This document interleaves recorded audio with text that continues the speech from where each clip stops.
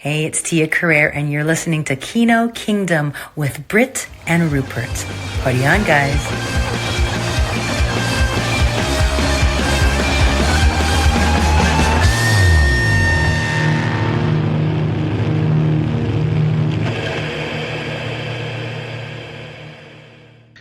Hello everyone and welcome to Kino Kingdom 100, the big 100th episode, which is fantastic. And our last episode, so I think we're just going to knock it on the head after this. We've reviewed every film ever released, I think. Well, all the bad ones. Yeah, we've covered a lot of Al Cliver. But I just, before we get into all the sort of frivolity and the jolliness, I just want to say something, guys. I'm writing a script. Mm-hmm. It's a coming of age story regarding my time at school. I was very, very heavily bullied, which maybe explains how, humor became a bit of a self-defense mechanism for me. And I'll be specifically focusing in the book on a situation where there was a really nasty fight planned between me and the school bully, following like a minor misunderstanding that blew out of proportion. And I knew I was going to get beaten up. There was a kid in school who was a really foul, racist homophobe. But he sort of chose to take my place in the fight, and he got really badly beaten up by the bully instead of me. And, he sacrificed himself and his health to sort of save me selflessly. But, of course, he's this awful, awful boy. So I was really torn as to how to feel about the situation. Like, I could have had a really bad beating, but my savior was this awful person. So my book is called Saved by the Bell End. And that'll be out self-published on Amazon soon. So it's the 100th episode. 100. If you the 2-hour episodes, that's 200 hours, guys. I did that just in my head then, like that. Yeah. So that's 200 hours of us talking about movies for a long time. And obviously, Lazlo joined us after the episode "The Willis Whisperers." Well, we talked about the Bruce Willis's career, and he's been with us ever since, a stalwart ever since. And when he's been killing celebrities weekly ever since to try and get back on Kino Kingdom. And I was thinking, I was just going through the episode titles that we've got, and because I remember the Willis Whisperers, and I'm just going to read out a few of my favorites. So these are from the last 100 episodes, titles of Kino Kingdom episodes. They're not in any order. No one goes down a ladder and ends up on a roof.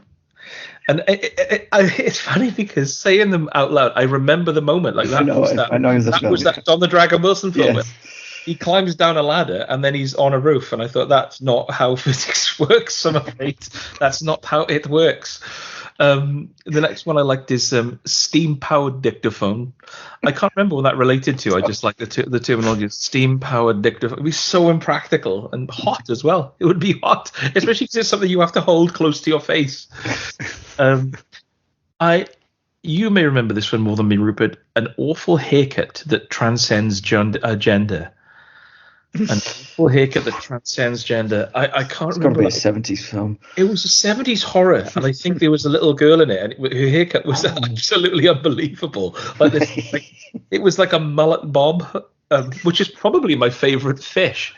But yeah, it was this weird haircut that looked like they just got halfway through it and thought, I think that's a haircut. Yeah. No, I can't remember exactly what film it was. I remember it might have been that same Donald Sutherland film set in England where the kid just is being dubbed over by an adult. Sounds like Children of the Corn. Pretty much. Reasoning with Fire. I like that one. Maybe because it sounds a bit like a Queensryche album. Is that going to be like... Backdraft. It has to be, doesn't it? Where he talks about fire being a living breathing thing, and it's like that's the exact opposite of what they tell you, isn't it? If a fire expert told you that, then you'd be thinking you know less than me, and I don't know anything. They'd be fired. Nice. Do you think that, if a fireman went on a date, he would say, "It's really hotting up in here, isn't it?" Do you think he'd say that? Probably try it once. Knowing like most women, they'd probably have sex with him anyway because he's a fireman. Yeah, it's true. Knowing Say whatever most he wants. women, that was Lazlo that said that. I just want to say, knowing most women, you know what they're like. You get your fireman out, you get the flaps out, don't they? And speaking of flaps, Tom Holland's Velcro spoo flap, which was Wow. I do like the thought that he would be like have a little flap he would open just to vomit out of during filming. The man who listens to Brian Ferry. Another one. It's such a gentle episode. That sounds like something that a spy would say if they sat down on a bench next to a Russian. Yeah. Are you the man who listens to Brian Ferry? It's like, what? I'm more of a Brian Eno fan, but okay.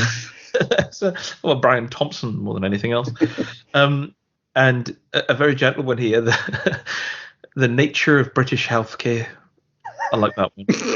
I like that one. That was an exciting episode. Yeah. That was the one where it was like some sort of NHS joke, and it's like, yes, Britt, this film is about the nature of British healthcare. Not even like it's not even inflammatory in any way, is it? It's like it's not the state of British healthcare or something. It's just the nature of it. Yeah, just it as a Generally whole, how it functions. just a sort of study of it. I do like that as well because I don't really understand how algorithms work for podcasts, but I like the thought that someone's thought, oh, the nature of British healthcare. Well, I listen to that, and then they pop it on. They're like, oh, they're just talking about Oliver Grunya films. My teeth are backwards. That's not a podcast title. That's just a statement I want to make. But yeah, I don't know. I have no idea what that's about. Yeah, what that was about. What on earth could that be? Yeah, it'd be one of those. If you wanted a date and say, "Oh, tell me something a bit quirky about yourself." Oh, my teeth are backwards. You think, "Oh, that's creepy, isn't it?" And then she would smile to show you, and it would dawn on you. You think, "Oh no." Oh yeah, actually, that does make a practical difference. Bloody hell. Yearning for a toffee hammer. Again, I don't know what that was about. Much like the next one, which is dipping bread in a dubiously brown puddle. That sounds like something that happens in the road. Come on, Sounds son. delicious. It looks a bit like gravy. Put your bread in the puddle with Daddy. The man with the naughty face is the next one, and my favourite I kept to last, which is conceptualizing Alan's bum. Again, no idea. The only Alan I know of is Titchmarsh. I can't think of an actor called Alan. What's his face? The one who was in Arkin. Yes, Alan Arkin. No. Was there another one who was in Wolfen? That's Albert something, isn't it? Albert Finney. And who was the one? Who was the one in Possum? With Sean. I was going to say. Oh, the guy. Yeah, I know the one because he's in Krull as well. What's his name? Might have been in Game of Thrones as well. Probably. There's Alan Alda as well, wasn't there, from MASH? Yes. Possum movie starring Alan Ruck. Alan Armstrong. Oh, okay. I was thinking of a different guy anyway. I was thinking of Freddie. Freddie Gray? What's his name? I'd have to find out. All right, I'm looking up the cast of Krull. It's happening. Oh, Alan Armstrong. Yes. Yeah, he was never a sex symbol per se, was he, Alan Armstrong? Yeah, I was thinking of Freddie Jones from Krull, but actually Alan Armstrong was in Krull, so there you go. Constantly, everyone's in Krull. I bet he looked old even when he was young. Yep. Yep.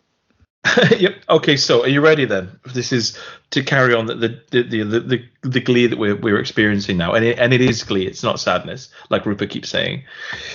This is the Kino Kingdom 100 quiz. So you can both work together on this, apart from the final question. Mm-hmm. So are you ready for this, guys? Mm-hmm. Okay. So the first question is: who does Rupert insist on mentioning as much as possible at every possible juncture and shoehorning him into every episode of Kino Kingdom? I think it's safe to say that's Huey Ball. Yeah. That's a better answer. Is that your answer? Stanley Kubrick. Yeah. Has he got a middle name, actually? Don't think so. Yeah, I've read that only talentless people don't have middle names. That's why I've got 4, but they're all Susan, which is weird.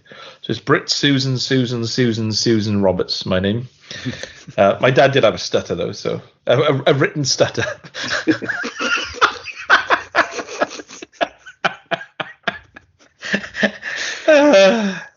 That would be really unfortunate.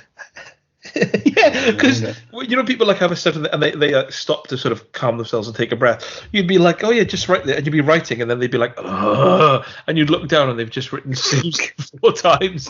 It's like I'll get there in a minute. Just no pressure. The written stuff. It'd be like a really precise twitch that just happens to write the word cleanly every time you twitch. Yeah, perfectly right, Susan. And you take your time doing it, but you can't stop it when it's emotion. So you'd be like, as you're writing, Susan.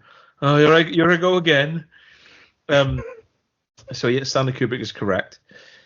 What is the name of the actor that said oral contracts not worth the paper they're printed on, mate? And wished Rupert a happy birthday in the early days of the podcast. Oh God! Come on now, guys.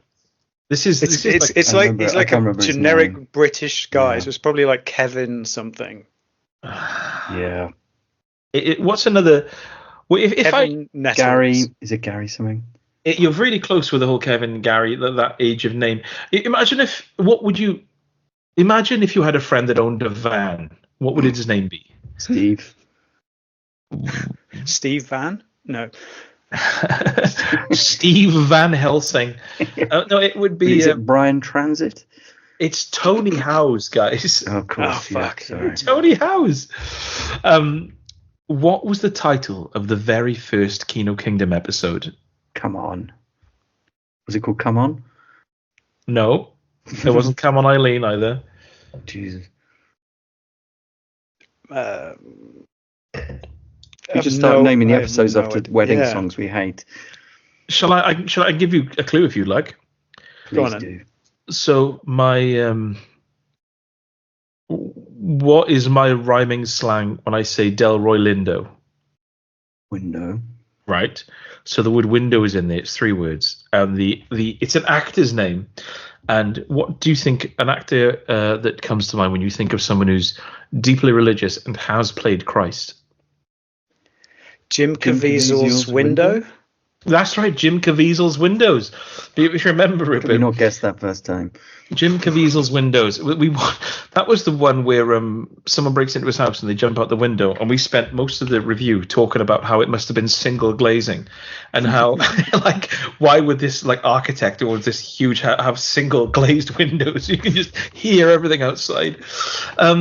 What was the name we gave to the genre of the sort of POV screen horror movies that were made during lockdown, like Host, not that one? Oh God! It's not like found footage. Then. No, it's a full man's name. We said, there must have been those sort of POV like low budget screen kind of horror movies they're doing during COVID. We'll call them, and we called them something. I don't have a clue. Rupert? Rupert, Rupert's died. You've muted yourself, so you did think Rupert look would it up die on YouTube or whatever. Not YouTube. What am I talking about? He's left the conversation. He's put himself on mute. He's just thinking. He's cheating. Yeah, he's quickly going on Spotify and scrolling through all the old episodes. He'll be back in 2 hours. Listen to every episode until we mention it. But yeah, we are going to have to. I think there has been a technical hiccup here. I do apologize, listeners. We've never had a technical hiccup really in 100 episodes, and then now it's the big celebration. Rupert decides to just kick his PC as hard as he can. Oh, he's left. He's left. He's left the podcast. He's just sent me a text. He said, "That's it for me." I think. I think changed my mind. I've been thinking about it for 100 episodes. Yeah, but it's just, I've been a bit iffy since the first one. I believe he's returning to the fold. He's turning on his camera. What is he doing? Oh, he's been drinking again, hasn't he? Yeah. Right, you've had your time to think, Rupert. So, what was that genre of films titled by it? I can't remember. Not doing very well, guys. We called them. We decided that they should be called Gerald Lancasters. Oh yeah, I remember that. What? It was a combination of Burt Lancaster and someone else. Gerald's Game. Yeah, I watched a lovely Gerald Lancaster last night. Which actor was squatting behind a fridge? Was it Antonio Banderas? No. Oh, I do remember this. yeah. I like that's where your mind went. Well, Antonio Banderas don't know why is known my for mind just squatting sort of- behind You wanted kitchenware. it to be him. I went with wish. my instinct. It's not Burt Reynolds. It's who is it? Oh God. It's someone who is in a famous duo of brother actors. Oh my God, Luke Goss. No. It was Dennis Quaid. that was it. Dennis Quaid squatting behind a fridge. So the next question, guys. Which director was at the helm of Night of the Running Man, Hitman's Run, Steel Arena, Double Take, and Showdown in Little Tokyo? Mark out Lester. Yes, it is Mark L. Lester. Well done, yeah. Okay. I remember two of the movies we watched the other weekend were Mark L. Lester movies. So Yeah, the other I had to take. By I had to pure take it back out of coincidence. it. Yeah, when it came up, I was so happy when it said directed by Mark L. Lester. I thought, good. Name two films in which there are two Jean-Claude Van Dammes. Double Team. That's wrong, no, isn't it? Oh, isn't it? Shit, Double it's Double Impact. Impact. Yeah, the one with Double Team is Dennis Rodman. Yes, sorry. So it's And they're twins in Maximum Risk, isn't it? Isn't his twin get killed at the beginning? yes. There's another two where he kind of appears They twice. ripped off Cold Harvest then. Pretty much. I wonder if he pulled the same face when he turned around and revealed he was his own twin. That really smug, wanky grin that Gary Daniels pulls on. Yeah. The other two, like even briefly, there are two. Is Time Cop and I was going to say, does Time Cop count? Because as a little visits I would have himself. accepted it. And Replicant as well. There's two of him.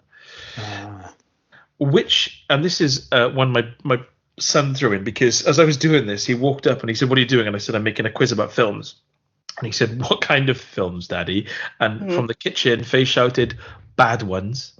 and then he said, "Can you do a question about Sonic?" So this is the Sonic question. Which X-Man features in the Sonic the Hedgehog movies? James Marsden. James Marsden. Oh, yeah. He hasn't aged as well. He hasn't aged since Ghost. This is a bit of a niche one now. Jericho Kane and Bobby Chicago are preposterous names from which movie? I know this. It's End of Days. Wow. Yes, it is End of Days. Well done. What was the subtitle? You notice that Jericho Kane is JC, Jesus Christ. Oh, See what my I did God. there? I said Jesus Christ when I saw that his name was Jericho Kane. But no one is called Bobby Chicago. I googled it once. No one has ever been called Robert Chicago. I used to. Oh no, I shouldn't tell this story about a real person. Fuck it, she's not going to be listening. I used to work with somebody called Jane Manhattan, and then I found out that wasn't her real name. She changed it because she was a big fan of Sex and the City. Wow. Was her real name like Debbie Sponge Cake or It was something? literally like Jane Smith or something like that. Oh, Jesus Christ. Yeah, she's probably very... What was her name? Jane Manhattan? Mm-hmm. Yeah. Wow. If you saw a map of New York, could you point out the boroughs and the areas on it? Probably, yeah. I have no concept of any sort of geography. Yeah. So, yeah. Sometimes I stand in my own garden and I just vomit in confusion. What was the subtitle of Speed 2? Cruise Control. Ah, yeah. It's awful, isn't it? Really awful. Yeah. I've never seen it. I looked at the poster and thought, no, I don't think so. You know the boat that hits the town at the end, is they did that for real. I mean, it's not a whole boat, it's the front, but it wasn't a model. They actually smashed a load of buildings with a giant ship at the front. Jesus Christ. That was worthwhile. Is it so Jason Patrick was in that, wasn't he?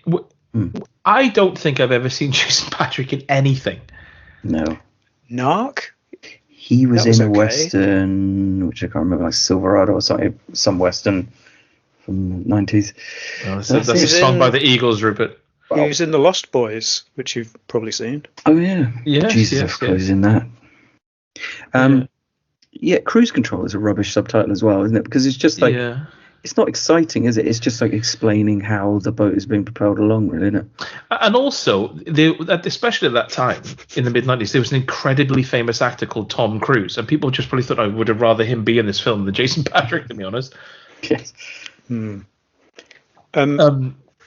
Also, the cruise ship, I've read somewhere, doesn't go above 17 miles an hour, those cruise ships. So that's not very exciting either. I don't want to cause any problems, but I only understand speed when it's told through the medium of knots. So what's that?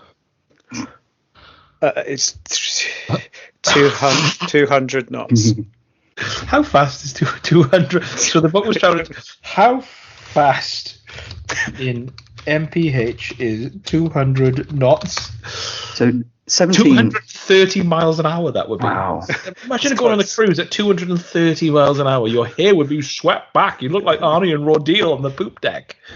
The answer isn't even interesting enough, like to make it an interesting measure of speed, because it's 17 miles per hour is 15 knots. So they're pretty much the same. Yeah, so now do you understand how fast it's going, Britt? I can envisage it. Thank you. Literally slower than a human can run. In which year on water, though? Yeah, that's true. Well, I don't. If Gene Hack was sprinting down the pier, he'd probably catch up. I'm loving these niche references. In which year was Endgame, not that one, starring Al Cliver, released? Ooh, I'll give you a clue. It's the best year in the history of humanity. 82. No. I think it was. I thought it was early 80s, wasn't it? Or not? It was early 80s, but it's when 84.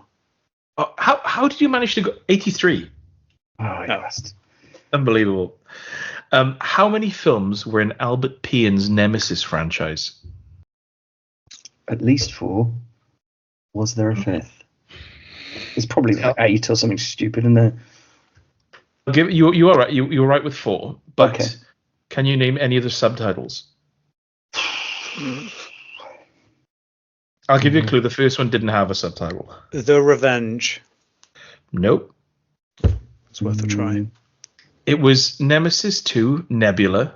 Nemesis 3, Pray Harder, P-R-E-Y, Harder, and Nemesis 4, Death Angel, which remains one of the worst films I've ever seen. Thank you, Mr. Pian. Yeah, that's a lot of talking in cars, isn't it? Yeah, a woman getting her boobs out and her circuit boards out as well. Okay, there's a few questions left, but they're all 40-parters. In which film does Terry Hatcher do an incredibly unsexy dance and then perform an awful electronic drum solo? I don't know, but I want to see it. Yeah. I think you might have already seen it. I can only think of a couple of Terry Hatcher films, which is James Bond and that kind of deep South thriller thing.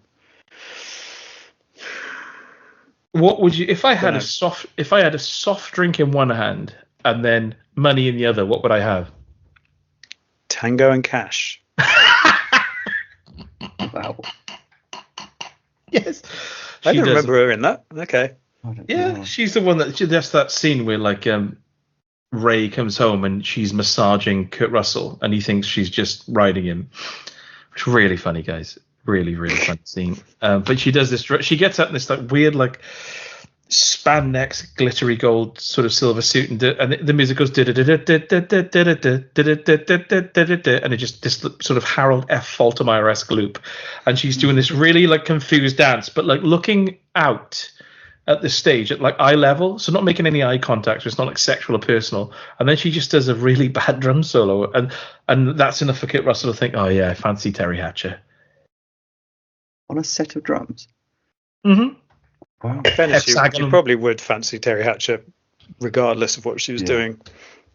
Yeah, she is quite pretty, isn't she? Name 5 actors from Starship Troopers. Casper Van Dien. Casper Van Dien. Who's the guy with the Michael Ironside? Yeah, it's nice. Who's the guy with the triple barrel name?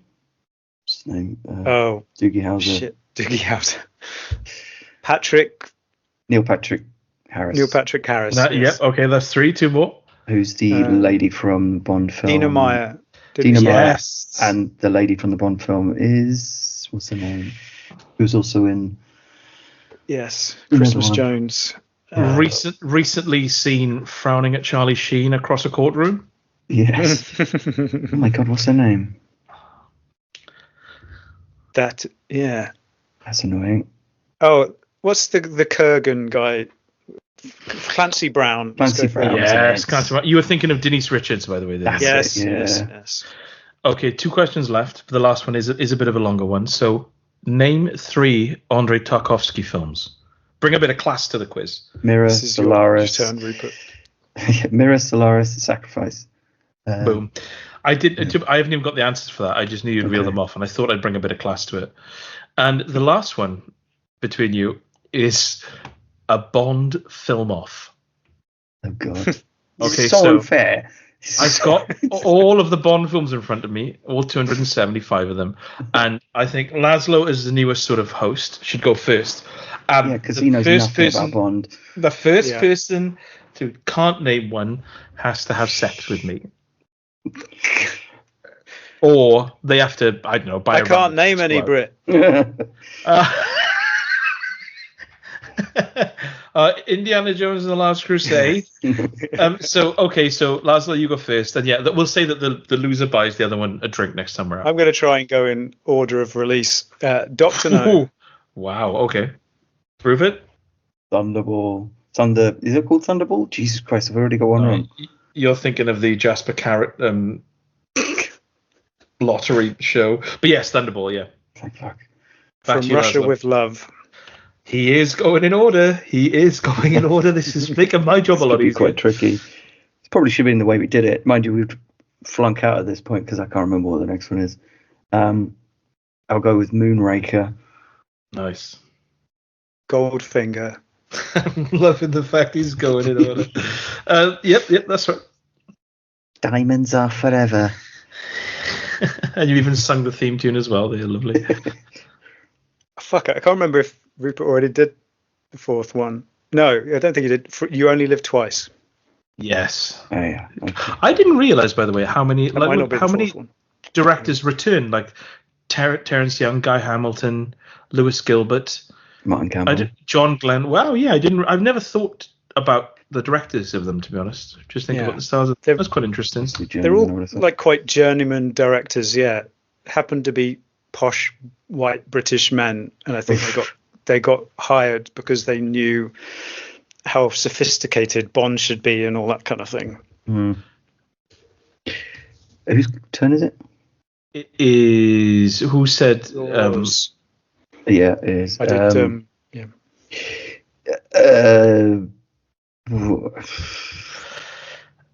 I don't want to jump too far forward.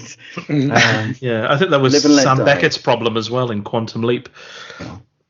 Live and Let Die. Live and Let Die. Did we? I like how you sing the songs. Yes, sorry. Yeah. Did we do Diamonds Are Forever? Yeah. Okay. The Spy Who Loved Me. Nicely done.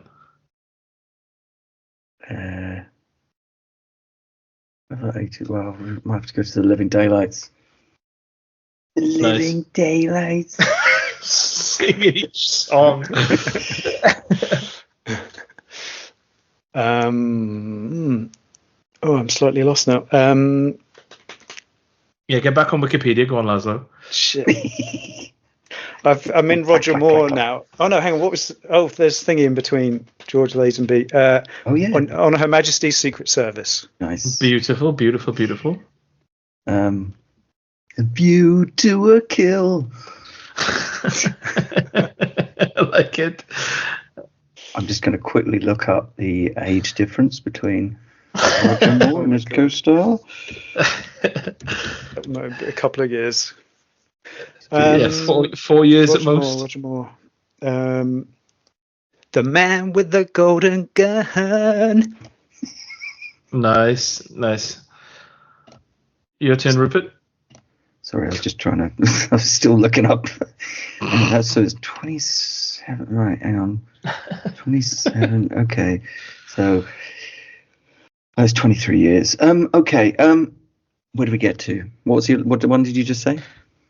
The Man with the Golden Gun. Right. Okay. And the sequel, the man with the current bun. Starring John Candy. License to Kill. I have no idea what the theme tune goes like. They've probably got the word "license to kill" in it, I would have thought. It's got a license to kill. We did it. Is that Duran Duran again? I think it's a woman singing. It's forgettable. Okay. I'm just having a look. Who did the music? License to, I can't be bothered. Okay. I feel like we've missed the Roger Moore one along the way here. I know. I've thought of one. Oh, well done. Casino Royale. Oh, we're jumping ahead, are we? That is it. Oh, Octopussy. Yeah. Brosnan. Nice. Golden Eye. Nice. The world is not enough. I've no idea what this is. Directed by Michael Aspel, of all people. It may as well have been. Wasn't he like a documentary filmmaker who did that film? Michael Apted, yeah. Apted, yeah, it was, wasn't it? What was after that one? Fuck.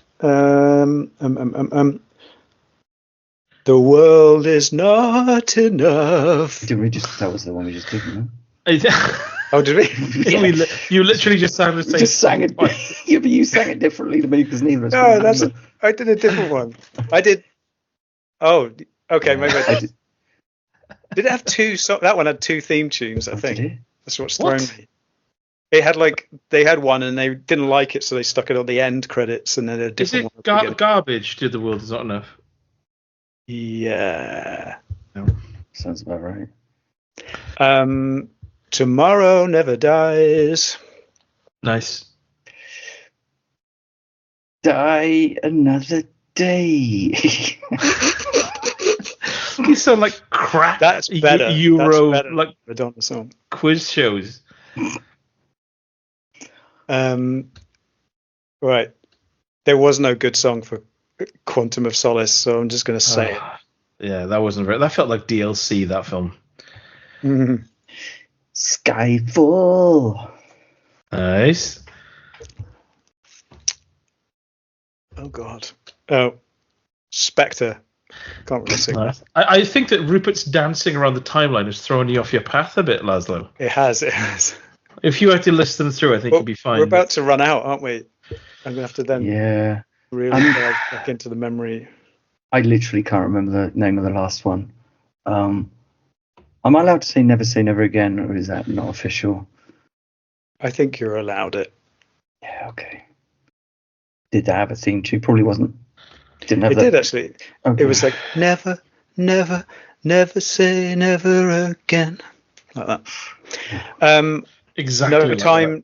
No Time to Die was the last one. Yeah. Is that all of them? A good one. I feel like we must have missed one. Of course, that was 4 years ago now. God, I thought I watched that last year. Is that everything? I feel like we skipped over a couple, perhaps. But maybe I'll say that it was a draw. Okay. I think we just ended up working together to remember them all. Yeah, just singing to each other. So yeah, that was the 100 film quiz. So well done, everyone. You probably thought I was keeping score, but I wasn't, was I? I was just porn while you were doing that. Watching a porno called Two Dudes, One Spoon. So now I guess it's time to this is the real meat of the podcast for this week. Is we've decided to push the reviews to the end if we've got time. But what we thought we'd do, we talked about a lot of different things, including just all going on screen and making Lazlo wear a luchador mask, which that was hard for me to not proceed with because I did like this. I enjoyed the impracticality of that. I do it every weekend, so it wouldn't be a novelty for me, really. But what is a novelty is that we are now doing Desert Island Laserdiscs. So I think Rupert, you're probably, because although Lazlo and I know the concept, you're the one who actually understands it. So do you want to sort of lay out how this is going to work? Oh, because Rupert listens to Radio 4 because his name's Rupert. Yeah. So Desert Island Discs the concept is that like a celebrity goes to, they say, oh, if you're going to go to an island, what? I think it's like 8 songs would you bring that mean something to you, and then they talk about their life. And so they bring 8 songs, they bring a book and a luxury item with them. So we decided for our version 5 films, on the assumption that you do have a Laserdisc player there and a TV and a source of energy, and we'll do a book and a luxury item. I think that was the agreement. That very much does sound like what we agreed. Did you get the memo where they all had to be Norwegian films? Oh yeah, sorry, I didn't get it. This is Swedish. So it's five movies, a luxury item, and a book. I feel like I've been talking for a while. So do one of you two want to go first and reveal your offerings? I'm happy to go first because I'm proud of my list. Oh, nice. Okay then. No. I mean, maybe we can jump. Obviously, we'll do each do our first one or whatever, so we're not just ranting for hours. But it was tricky in concept, this one, because of course you're not just thinking, oh, what do I think the best films ever made, like the 5 best. You're thinking of the 5 films you'd actually want to watch potentially over and over again, which would be fine if you're like 4 years old, because they quite happily do that. Just watch Despicable Me movies over and over again. But no Despicable Me movie made it into the list. I was thinking more along the lines of, right, it's got to be enjoyable enough for me not to have to like force myself to be in the mood. It's got to be vaguely layered enough to experience something new each time, and of sufficient quality that I wouldn't just obsess about its flaws. So that was my kind of criteria. That's good. That's a good criteria. I was like, went down the avenue of like, I'm on a desert island. I'm going to need something educational about surviving on a desert island. You should think it so I've got Castaway, Blue Lagoon. No, I haven't done this.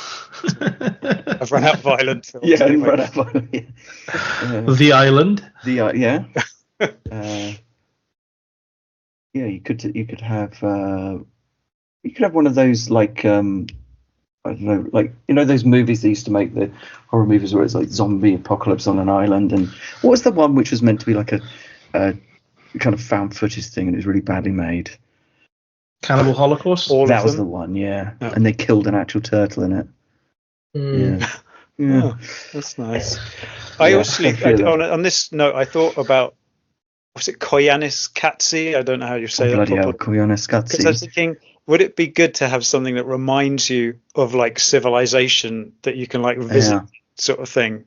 But no one wants to watch that film repeatedly. No, repeatedly, because you could probably just get that stuff on YouTube so easily anyway.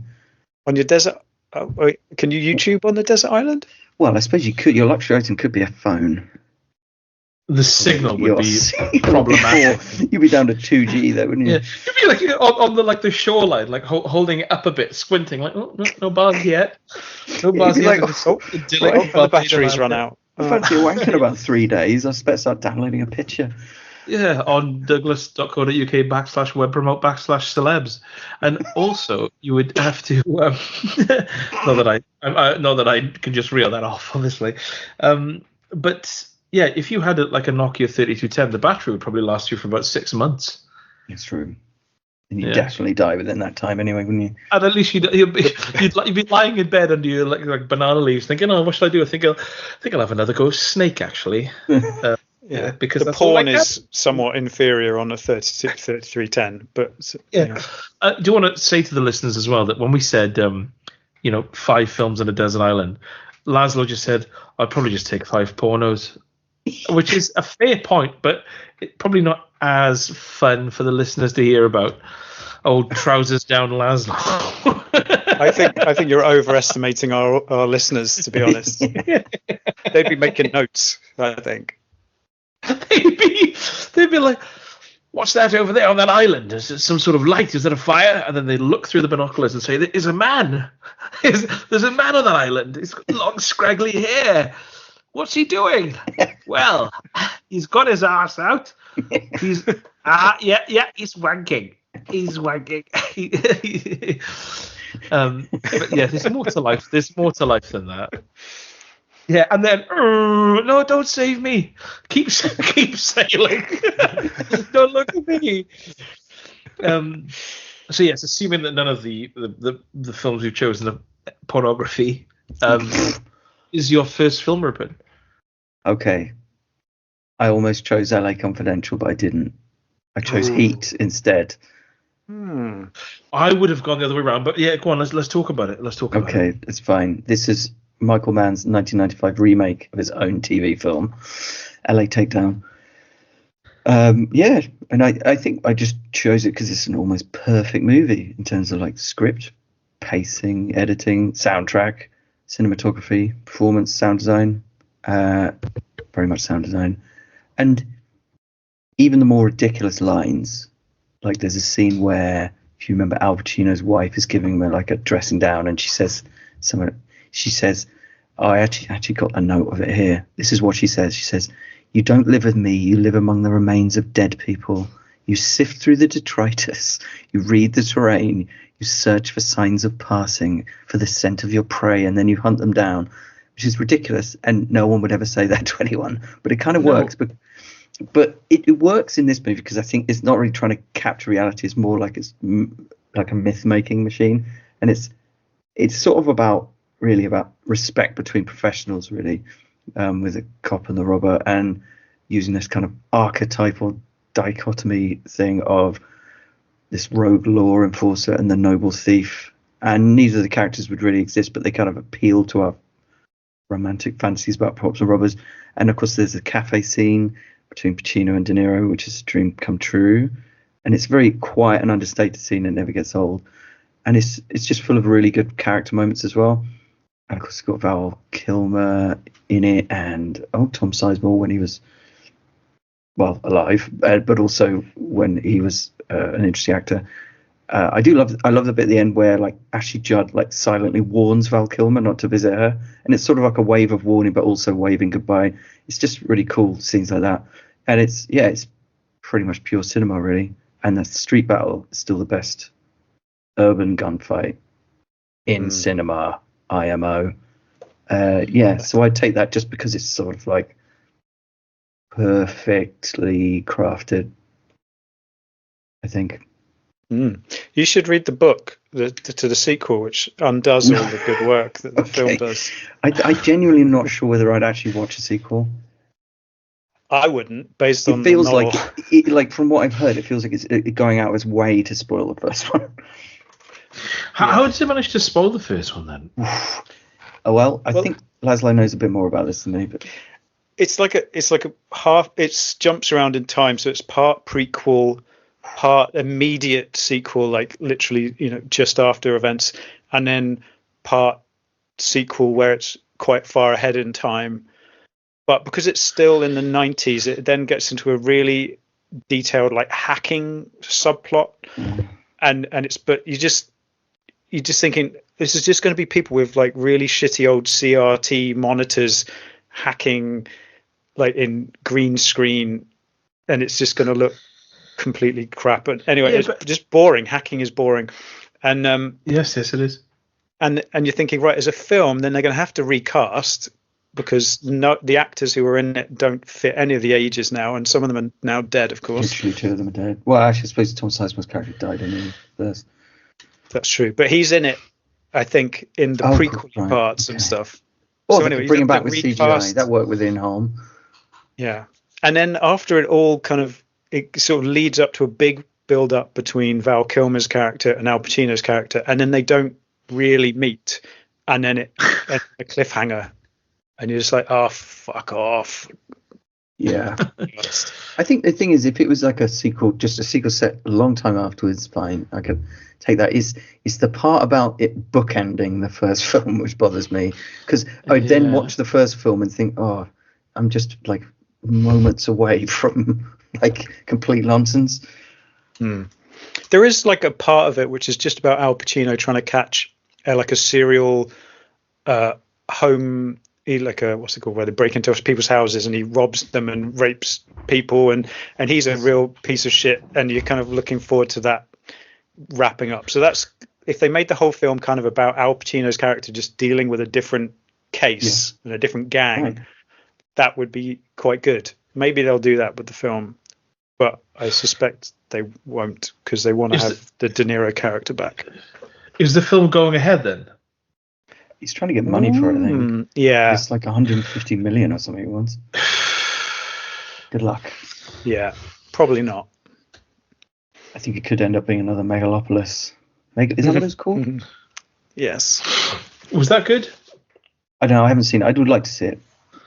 Is that the one with Robert Pattinson? No. It's with, that's Adam Metropolis. Driver. Yeah, the Metropolis is quite good.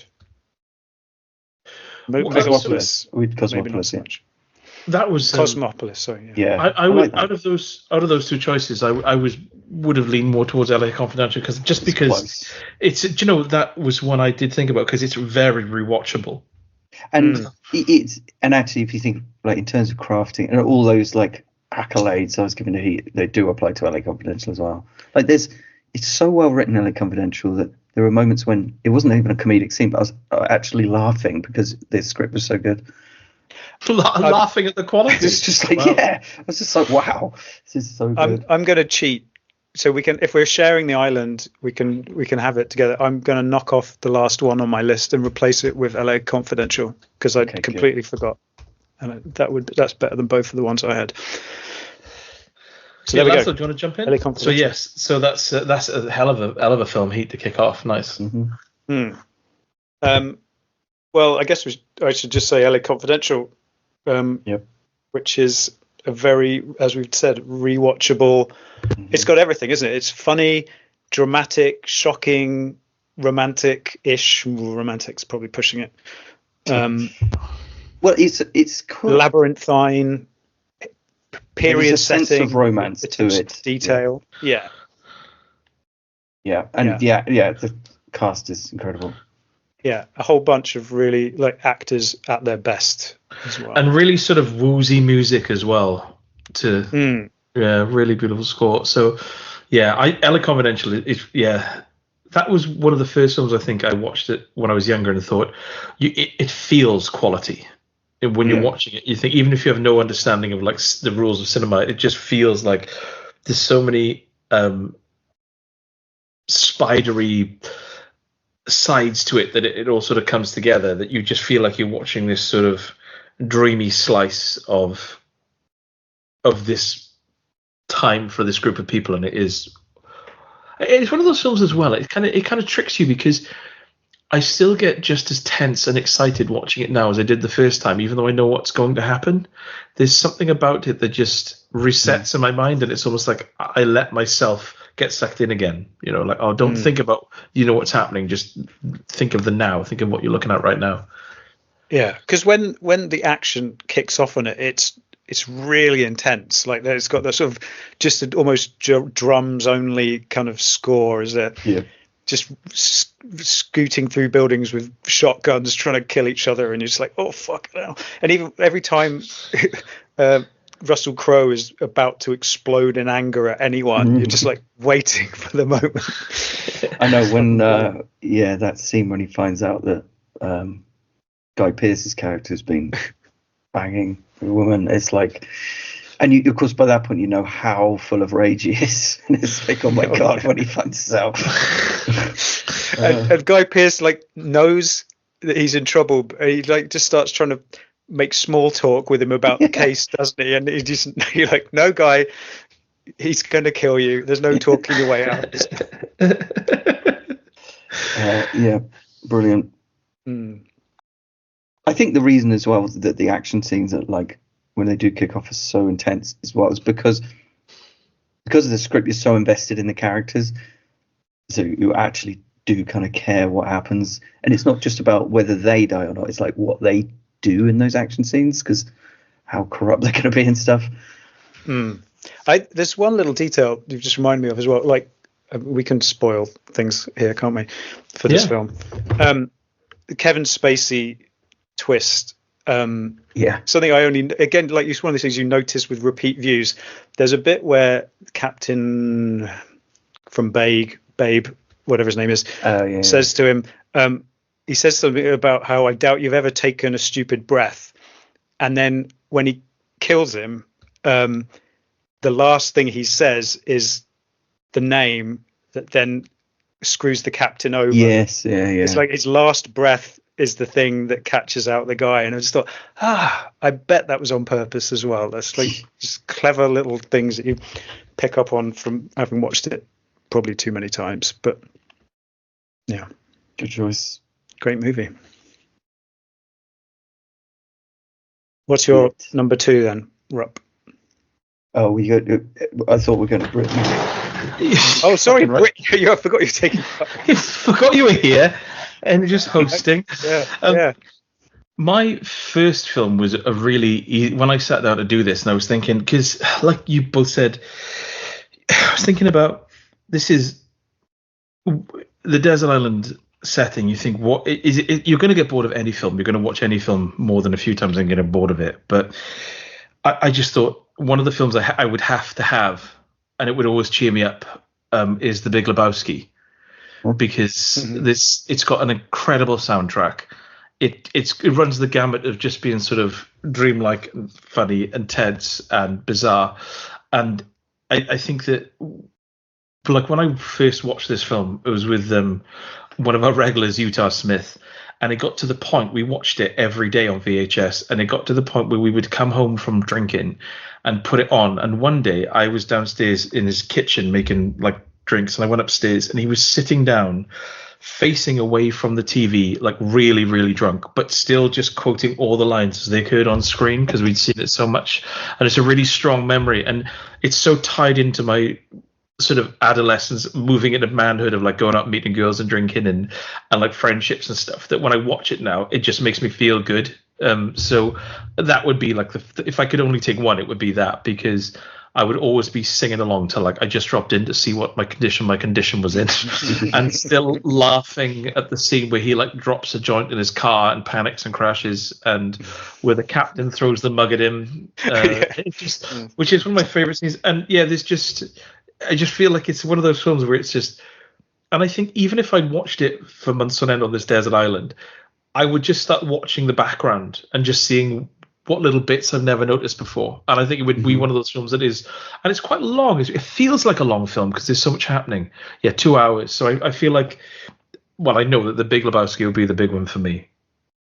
I was talking to someone literally the other day about the scene where he's with the porn producer, and the porn producer gets on the phone and he scribbles something on a notepad and then leaves, and he rips it off and then leaves, and he thinks he's being like smart by then sneaking over and doing like a pencil rubbing of the notepad to see what he wrote down, and he's just drawn a picture of a guy with a massive boner.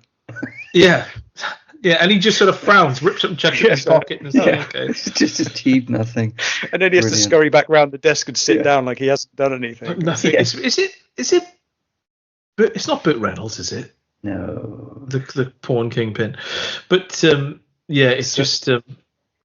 What's the guy? It's the guy from Roadhouse and a few other things. I do know his name. Sam Elliott. No. He is in it. Isn't it? He is in it, of course, yeah. No, it's something beginning with G. He's the bad guy in Roadhouse, anyway. Okay. Ben Gazzara. Yes. Yeah, I know the one you mean now. He's a good bad guy in Roadhouse. They're making a sequel to the new Roadhouse, by the way. Wow. I will not be watching it. I watched half of this. So bad from your description. Just the Conor McGregor thing, just please. It's an awful man, isn't he? So Big Lebowski for me, all the way. I hope maybe there's like an extended cutout this summer I haven't seen, where there's just a few minutes of extra footage I should look up to. But what a movie! Fine choice. Okay. Film number 2. It's back to you, babe. Yeah. Well, I might as well get my Kubrick film out of the way, right? Oh, fucking hell. I knew it. Only one? Oh, sorry, the other four. The Killing.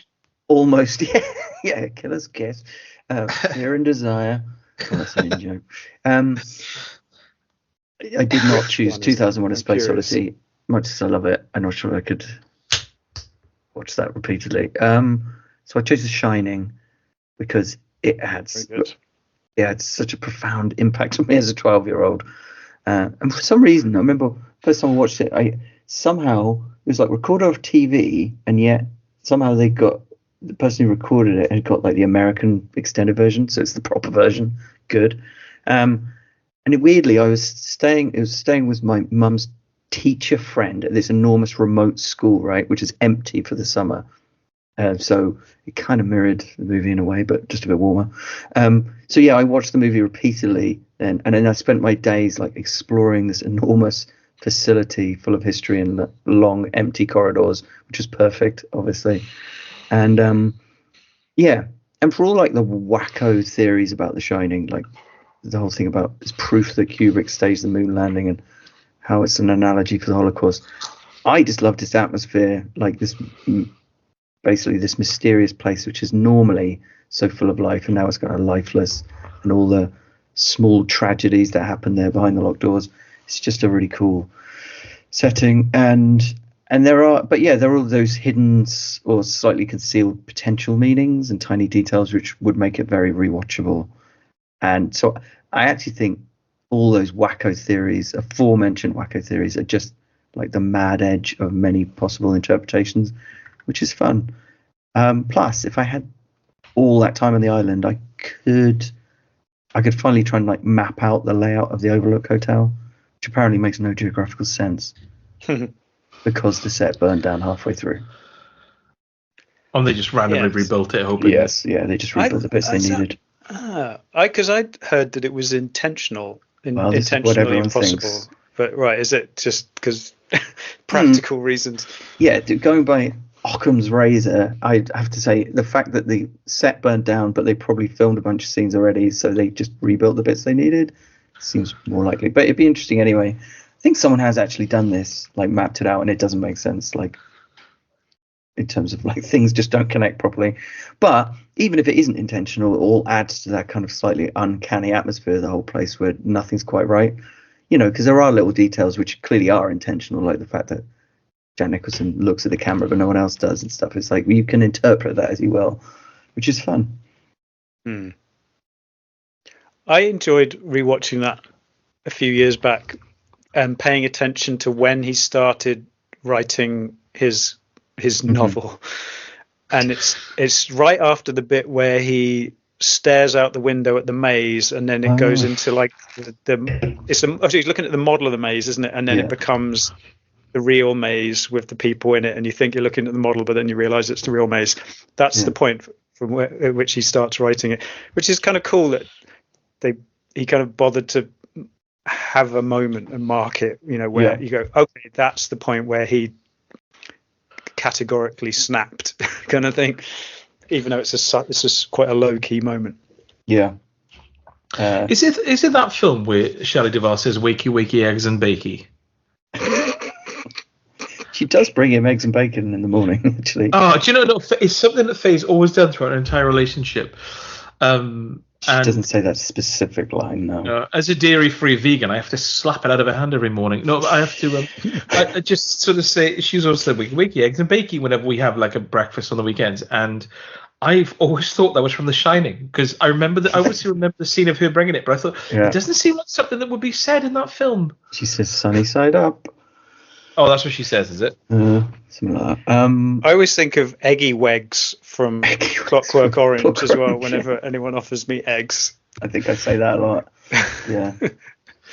And also, I think what's also very cool about The Shining is it's like, well, obviously it kind of subverts a lot of genre tropes, like just pretty much being all shot in daylight and stuff. But also it's like, I think I talked about this last time we discussed this on this show, but it's like anti jump scare.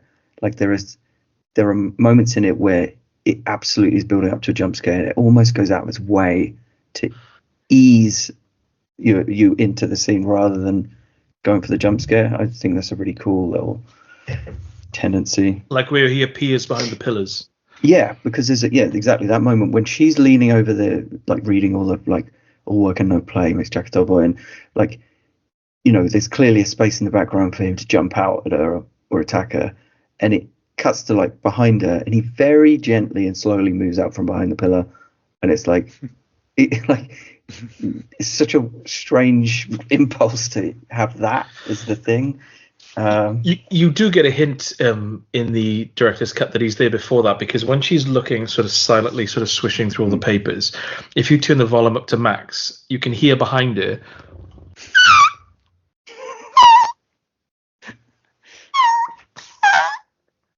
And she's like, the tiny elephant slowly letting air out of a balloon. Yeah, and then you can hear him go like, oh fuck. She's like, Jack, is that you? Have you farted? Are you gagging on your own fart? And then Stanley Kubrick said, cut, that's not what's in the script. Some people say the director's cut's inferior, but I don't. Yeah, especially because it just consists of that one scene with no visuals and just audio. And it's quite funny as well, which we noticed, I think, when we watched it at the cinema, Britt, all those years ago. Yeah, that's exactly what I was going to say, is because I've known you for so long and you were talking about it even then. And I remember you saying, oh, but there's like a screening of it. Oh, I can watch it. And I turned up and you had a notebook. And we sat in the Rummer, and you were just, not the Rummer, what's it called? The Traveller's Tavern. What's that place called? Market Tavern? Market Tavern. You had this handwritten book. You just, honestly, it was like some Indiana Jones film, and you were flicking through it, telling me all these things and this trivia and stuff. And I was determined. I remember saying to you before we went in to watch it, I said, I'm determined to find something you've never noticed. And I think I did. And I can't remember what it was. It was something to do with the sound his tricycle makes when he's going through the snow. It plays a different sound effect, like it plays the carpet sound, or the other way around, vice versa. But I remember, like, you were like, oh, I didn't realize that. And I was really proud of myself. But it's a really good film, and it's one of those films that is so good that you sort of, I limit my viewings of it to keep it special. Yeah. The same thing I'm going to do when I know Lazlo's next, but my second film is another sort of horror film, and it's for similar reasons I limit my viewings of it, because I get a sort of similar experience. It's a very different film though, but that's a good choice. That is. And is that your only Kubrick film? It is my only Kubrick film. It recently cropped up again as well, didn't it? It's the gift that keeps on giving, because they uncovered the original photo that they had added Jack Nicholson's face to. I had just assumed that they'd photographed it for the film. But no, it was a genuine old, 1930s or something, black and white photograph that they then added his face to for the one on the wall. But they've recently tracked down the original photo. That's pretty cool. In some archive or other. Pre-Photoshop as well, so they must have done a pretty good job. I've never noticed that it wasn't. Yeah. It was, plonked now on you there. look at it now, you're going to see that he's just glued on. That seems like the kind of image you would have in your house, Rupert, framed. Because that would be a great picture to have. Why don't I have that? Because it's really, really scary, and my wife wouldn't let me. Probably. Oh, come on. There's nothing scary about hundreds of people smiling. Yeah. From beyond the grave. Smiling from beyond the grave. Frowning at the gates of heaven. Is that the second film? Yeah. So, no, as an atheist, if I got hit by a truck and then I was standing at the gates of heaven and God was standing before me, he'd look at me and go, wanker, because I would have spent decades not believing. And he's like, what do you reckon about this, Robert? Then he'd probably kick me in the balls. Just imagine him like craning down and like putting his hand to his ear going, have you got anything to say? Do you feel like a bit of a silly Billy, Britt? Any apologies? A little bit of praying, maybe? Do you feel like a little bit of a wanker? By the way, I googled Wakey Wakey Eggs and Bakey, and apparently it was popularized by Kill Bill Volume 2. It wouldn't have been that. It wouldn't have been that, Phoebes. It's. I don't know what it is. I'll have to ask her what it's from. But Lazlo, so have you got a good film instead of a Kubrick one for a change? I have a not very off the beaten path choice here. I've gone for The Godfather, the first one. Oh, okay. Because I've never seen any of the Godfather films, so I'm going to be quite quiet here. You should, because Nick, my other half, had not watched the Godfather films, and she was convinced that they were boring and gangstery things, and she loved them. We watched like the original 1 and 2, and then we watched the re-edited director's edition of the third one, which came out recently, which is considerably better than the original Godfather 3, I would say, except they fudged the ending slightly. But anyway, the first one I've seen it lots of times. I saw it the first time, I think, in university, and it kind of warped my brain. And I remember like being hammered and starting to like ramble on to someone that I was like a gangster of some sort. That's how much I got in my head. And they reminded me that what I was talking about afterwards when I was sober, and I was like, oh dear, that's a bit weird.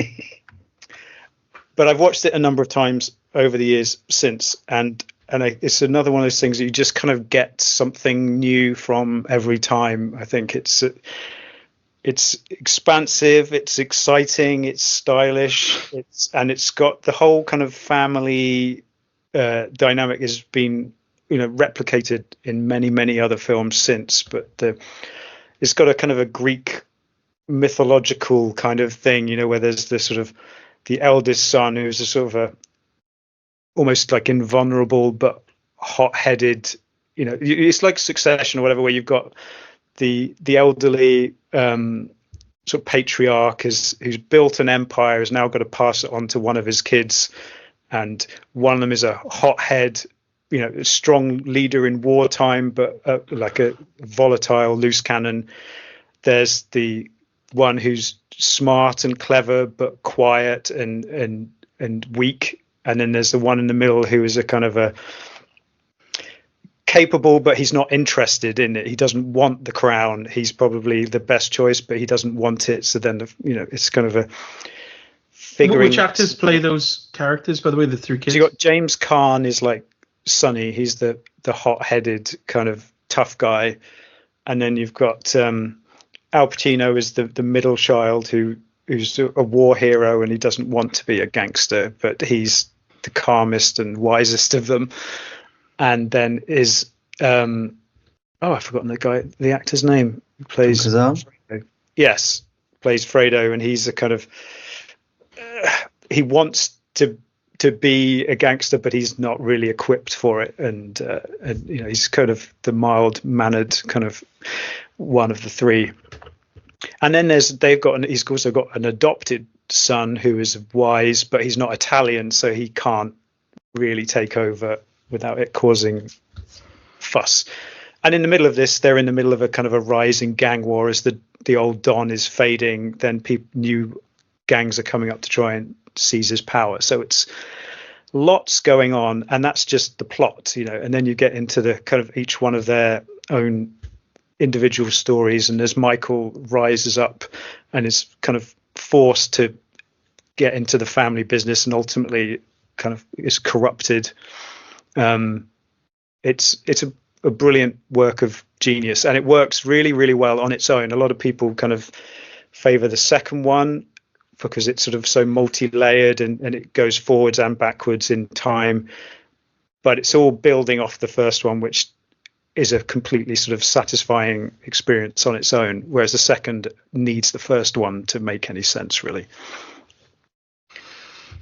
So yeah, it really stands up to repeated watching, and watching it with Nick was an interesting experience, because then seeing it with someone else who hasn't seen it before, she was shocked when it's shocking, and all those kind of cool things you get to enjoy with when you're watching something that you love with someone who is new to it.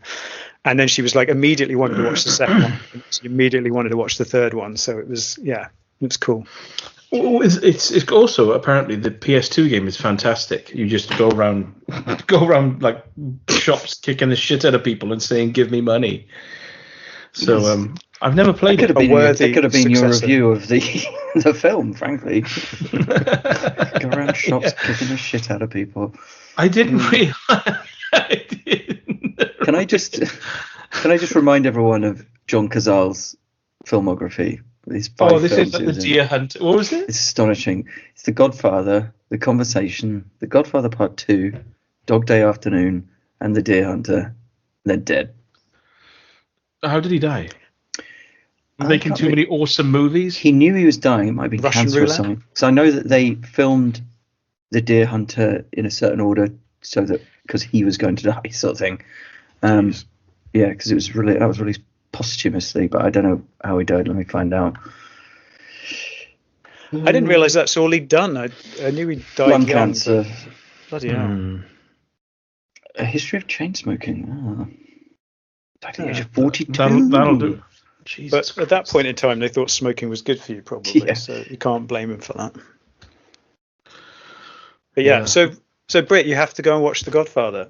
Just watch the first one. You don't, you can leave it at that if you like. Is it self-contained then, the first one? Yeah, Pretty much. entirely. Oh, okay. Yeah, that is intriguing. It's just when it would happen, because I'm guessing it's not an 86-minuter, is it?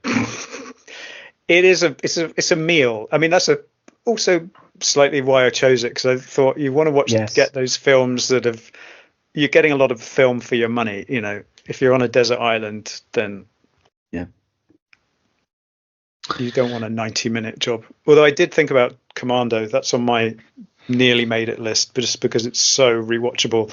If you're in between sessions of trying to fish with a spear and stuff, you might think I want to watch a quick film.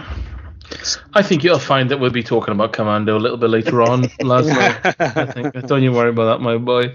But my second choice is this is one that's always lurking in the background, and I have talked about it on the podcast, and it ties into my love of because I kind of like ASMR and relaxation tapes.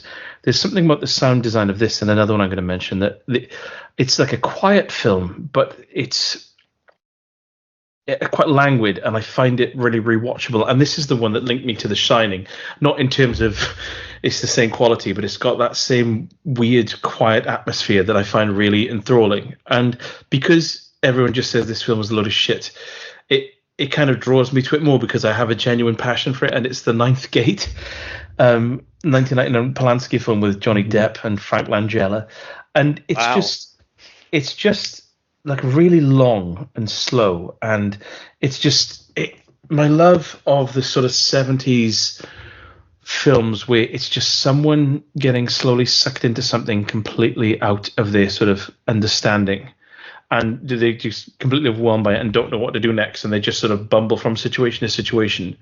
This is like an update of that, but tied in with this really sumptuous, dusty, quiet, echoing sound design that I find really relaxing. And it's always a film I want to watch when I'm ill, because I know I'm going to get, when you're ill and you feel vulnerable, it's like a gentle enough sort of horror to make me, when I'm ill, feel a bit like, oh, I feel weird because this is tense and I feel weird, but it's calming enough to give me like a dream sort of state as well. So The Ninth Gate is my second choice. And I think it would be a good evening film on a desert island as well, like hearing the ocean lapping in the background as I turn on my Sony Trinitron to pop in a Laserdisc of this. I bet this is worth a fortune on Laserdisc as well. So yeah, have either of you ever seen The Ninth Gate? Literally 20 years ago. Yeah, I was going to say I watched it. Yes, I think we rented it when it was new, probably on VHS. Oh.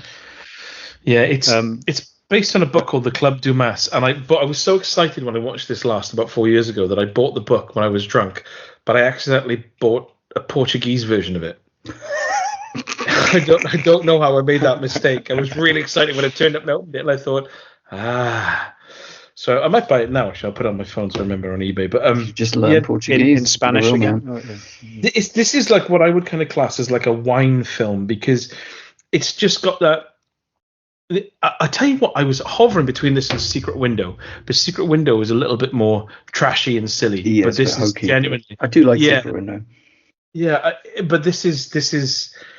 I feel like it's a good double bill, because he's kind of the same character in both. There's this sort of like slightly kooky, like everyman who's just like, what's happening?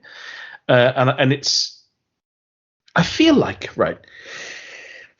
Do you know when you watch Die Hard and John McClane is like just lucking through the situations, and you're kind of with him as an everyman, and I like that character, and this is sort of a dramatized version of that, and a slightly more silly version of it. But I do feel like it's a bit of a lost thing. It's almost like light Charlie Chaplin, very light Charlie Chaplin, Inspector Clouseau, Leslie Nielsen-ish slapstick, where they play it straight but they're in a ridiculous situation. And I don't feel like there's enough films with those aspects in the main character, because it really appeals to me. So I think that's why I really like The Ninth Gate. So yeah, I love The Ninth Gate. Anyway, that's this post on to. So this sounds like a need to have a revisit. I would really appreciate if you did. I'll watch Godfather if you watch Ninth Gate. Okay, can you lend me a Laserdisc? On Laserdisc on a desert island. Actually, the 200th episode, we'll meet up on a desert island, and it's taken us 4 years to get to this point, so it'll be like 2029 and we'll be on a desert island doing it. Brilliant. What is the Ninth Gate on? It is on Prime. Yes. Friggin' A, Prime was there. Sign of quality. Prime and Plex. Okay. Wow. Film number 3 then, I guess. Yeah. I chose The Fellowship of the Ring because I like it. Which of the 3 is this? This is the very first one of the Middle-earth film. Okay. Middle-earth. And it was made in 2001. And lest we forget, it's not like epic high fantasy was en vogue at the time.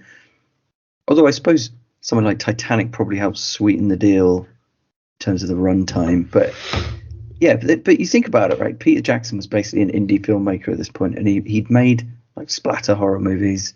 He'd made like quite a successful edgy indie movie, Heavenly Creatures, and he made a horror flop, The Frighteners.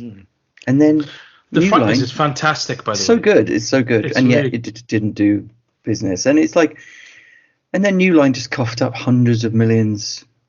Yeah, because they shot them back to back, didn't they? Well, in one go. So they really bet the house on this.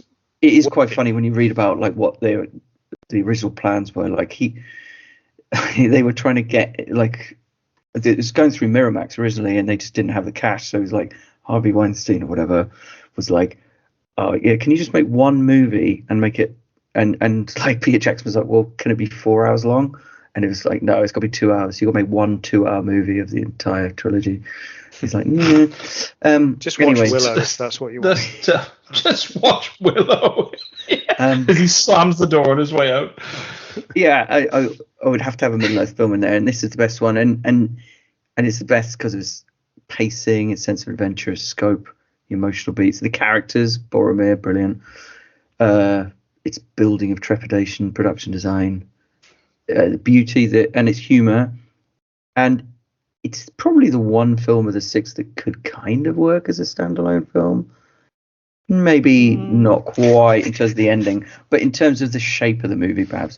And the fact would you be cool with on your desert island forevermore, like not having the ending? Yeah. And it's like, they're just going to go off and have a little trip. Yeah, and of course it's long, so you get more content. But it also kind of covers the whole gamut of classical fantasy adventure stories. So on the island, it would definitely help with the need for escapism, I'd say. I'm trying to think what fantasy film I would take on the island if I had to take like a rollicking fantasy. Not that many good ones. Krull is there, but I don't know. I'm not really like I don't really watch fantasy films, so I'd have to have a think about that. Maybe like every 5 or 10 episodes we could say we'll do like a Desert Island like top 5 action films or top 5 comedy sort of thing. That could be quite fun. Yes. I do like fantasy films, but yeah, now you've said it. Yeah, I remember seeing one you in that skirt, is like Lazlo. You my look really good in a little skirt. that kind of fantasy. I think because as well they need so much like money behind them, I guess, a lot of the time, and they are kind of a bit nerdy. So it's just must be such a risk throwing so much money at this thing, but they did it. They paid off. It's kind of like gothic horrors, isn't it? You need so much money for them to, they're sort of a bit of a rare breed. Yeah, There's probably a fan edit where they've merged the 3 films together. Could you bring that? Is that cheating? I don't know. It needs to be on Laserdisc. Laserdisc available. Probably wouldn't even ever fit any of the movies you mentioned on the Laserdisc. Yeah. It'd be a fucking giant Laserdisc. Yeah. Yeah, so I'd bring that. That's a no-brainer for me. Yeah. How many times have you seen Fellowship of the Ring then, Rupert? Not that many times, because I don't know, and this was the problem in it, because I like any of these films, you love them, but you're gonna get fucking sick of them if you spend the rest of your life on a desert island, or your brain will just be mush within a few months, so it doesn't really matter. Also, it's like one of those ones you need to set aside. You can't watch after work in an evening. You've got to set aside a Sunday afternoon for it, haven't you, really? Would you take the extended version? Of course. Even more movie for your I've buck. never seen... I never saw the theatrical version of Fellowship, because I never saw it at the cinema. Really? Yeah. Wow. Well, I wasn't really interested in it. Why? And then I watched the extended version on DVD, and I was hooked. And then I watched Hook. I watched Hook last episode. When you think of yourselves in this situation of watching these films on this desert island, in what sort of situation do you imagine it? For me, I'm under like a netting, and I'm like everything's set up on like a rock, and I'm back up against the rock, and I'm on the beach, like but high up the beach, so the tide will never reach me. So it's like lots of stars, moon, really balmy, obviously, and then I'm watching The Ninth Gate. I guess you'd want to wait till night to watch these things, wouldn't you? Otherwise, you're going to have like a lot of shitty reflections on the screen. They would be glare on a desert island on a Sony Trinitron. Yeah. Be careful about that stuff. What brand is your TV? Is it a Bush? Have you got what are your TV brands you got going on there on the desert island? I've genuinely got a Bush. Oh, really? Yeah, genuinely have. I got it, like, it was handed down to me because my nice TV broke. What, is it a flat screen, or have you got a CRT? Oh, yeah, I mean, Bush? it's like 4K. It is like the real deal, but I think it may have been purloined in a non-traditional way. Because you stole it from somebody's house? I didn't steal it. I think they might have got it off someone dodgy. Yeah, who did you buy it off then? Like a bloke knock on your door saying, "Do you want to buy a telly?" I didn't buy it off anyone. It was left in my sister-in-law's house, and so this is very shifty stuff. Yeah, it's so shifty. The fact that he managed to get, and this was like, because it's massive, like 4K, and this was like 6 or 7 years ago, so it would have been really expensive at the time. Somebody's going to come looking for you after this podcast now. Yeah. It's shit anyway. It doesn't. It takes a bit of wiggling with the old HDMI cables in the back. Don't worry about that. So, Lazlo, is it you now? Yeah. So this one, it's. I don't want you. I don't want you to frown at me too hard, but I've got down Avengers: Infinity War on my list. Is that the with the gauntlet? Yes. Right. Yes. Okay. It's the one which doesn't have the happy ending. It's where they get blinked out of existence at the end, and the whole world's kind of fucked. Which is probably going to leave you in a weird state of mind if you're then like left to your own devices on a desert island and there's no resolution. But for escapist like schlock, I am a big fan of not the recent ones, but the run of Marvel films from Iron Man up until the Infinity War film. And this one is, for me, has got like bits of everything in it. Like, it's got all of like your favorite characters. They've all get their moments to shine. It's full of like funny lines and colorful, ludicrous, extremely expensive action sequences. And it's got heart, it's got tragedy, it's got laughs, it's got romance, it spans the universe, and I'm like, yeah, it's like a whole meal of a film, and it's quite long, but doesn't feel long. It's got a great bad guy. Yeah, I don't know. Like, say what you will about these films, this one is like the best of them, I think. And I've rewatched it a bunch of times. Even if I'm sticking it on in the background or whatever, it's just a great filler kind of entertainment. And I often end up getting sucked into it and distracted by it, even though I only put it on to sit in the background. So I could probably watch this film forever. The fact it's got like a forever, the fact it's got like such a downer ending. I can imagine you lying on your beach watching this, and then the film would finish, and then you're like, you've lost your mind by this point. So you're just all bushy of hair and a huge beard, and your teeth are all just brown, and then you're like, oh, I feel sad, and then you have to, because instead of having like Tom Hanks as Wilson, you've just called your fists Dandy and Beano, and you're like, good night Dandy, good night Beano, tell me a story to cheer me up. And I can imagine you watching that and then being completely bonkers in the moonlight. You just said then I could watch this film forever. That may be overstating it, considering it's only been out for about 4 years or whatever it is, but like, yeah, like I'm just imagining now, like telling my fists, because there's a whole film that you've never seen, you wouldn't remember it. It comes after this one, and they fix all the things that go wrong at the end. It's a happy ending. It's wonderful. Which fist are you talking to there, Dandy or Beano? Yeah. Which one are you talking? Are you talking to your feet, Whizzer and Chips and Topper?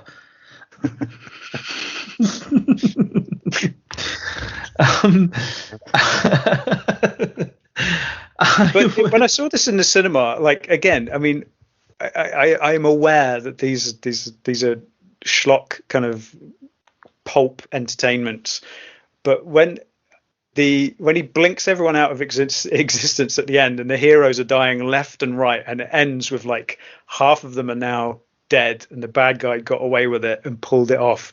I remember there were moments where my heart was thumping in my chest with like going, what? I cannot believe this is going so wrong, you know. And I still remember that kind of thrill. So it's not often, I watch films where I actually give a hoot about anything going on. So is it because they kind of teased with the formula so much that you thought, oh my goodness, how are they going to get out of this kind of thing? Yeah, well, yeah, you just expect them to win at the end. Like, obviously they're going to beat the bad guy and not delete half of the people that exist in the world. And then it just ended on that note. It was just like, Jesus Christ. I do remember but also because it's kind of quite liberally started killing off heroes in quite shocking ways that you just kind of felt like the car, it was all, off the table, on the table, whatever, at that point. Well, my next film isn't quite as epic as that, because it is genuinely Commando. I stopped messing around, and again, it's one of those films that I remember when I was a kid, because my parents didn't mind me watching like action films. They just didn't let me watching anything with like overtly bad language in it, but they were like happy to let me watch action films. And I remember there was one summer holiday when I would wake up every morning for like the 6 weeks. I come downstairs, I get my Frosties, and I would watch Commando. That's like how I started my day for 6 weeks. And then, of course, getting older, and then you realize your friends are into it, and you watch it as a group with friends, and everyone points out different things and says, oh, remember this bit, or, oh, did you actually know for this bit this happened? And then you see the actors like Vernon Wells, Bill Duke, David Patrick Kelly, Ray Don Jong in different films.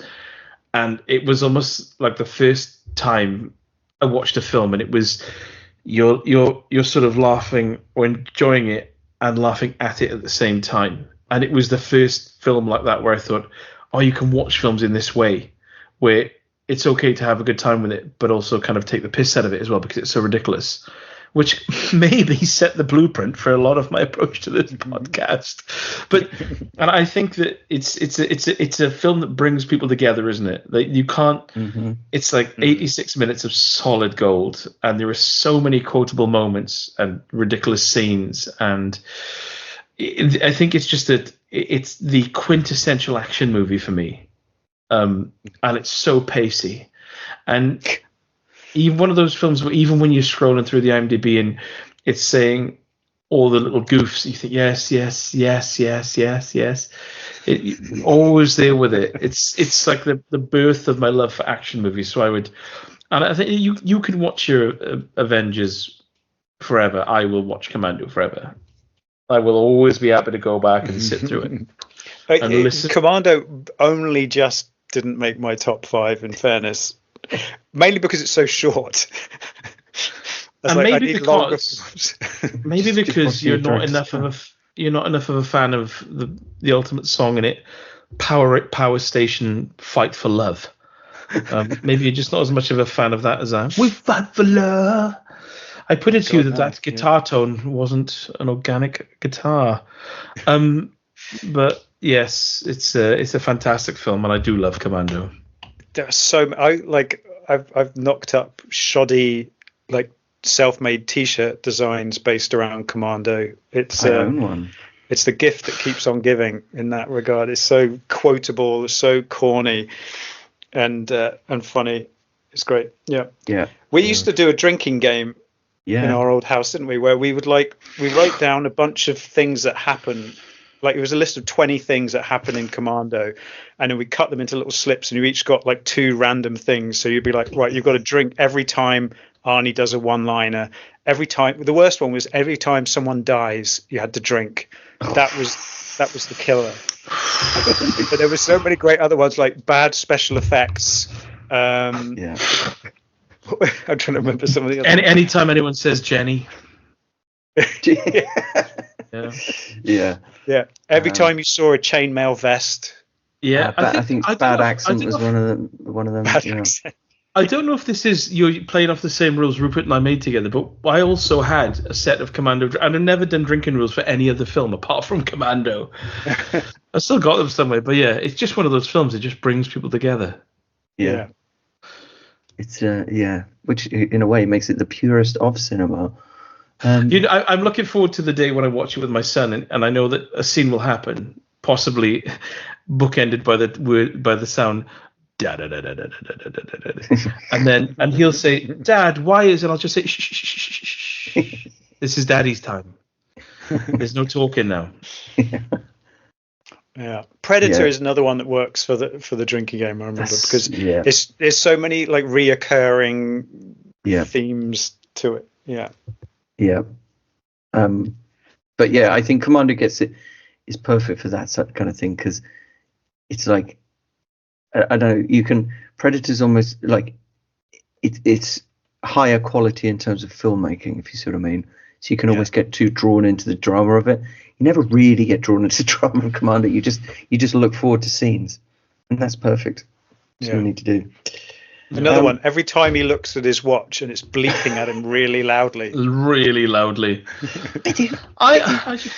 When he falls out of a passenger aircraft and falls hundreds of feet and lands on his arse in an ankle-high swamp, I reckon he would have broken his back. What a brilliant movie. There's some wicked stunts in it. Like that bit is shoddy as fuck. But when he swings on the big plastic tube in the supermarket and then lands on top of the lift, that's genuinely a great stunt. Yeah, that's a good one. Okay. This is film number 4. So I got Dumb and Dumber. Wow, nice. Because I couldn't think. I needed a funny film, and I couldn't think of a funnier film. So I could just think of scenes from this movie, and it would make me laugh out loud. And it never seems to get old. I think it's because it's secretly quite old-fashioned. It's not in any way topical or meaningful, and it doesn't have any cultural references because they're too stupid to be cultured. And it's like Keaton-esque slapstick and fish out of water comedy, and wordplay and visual jokes and scatological humor. And I was thinking, it's like, like the Zucker brothers films, it has the good sense not to make every character try and be funny. So like Harry and Lloyd, which is a stand out.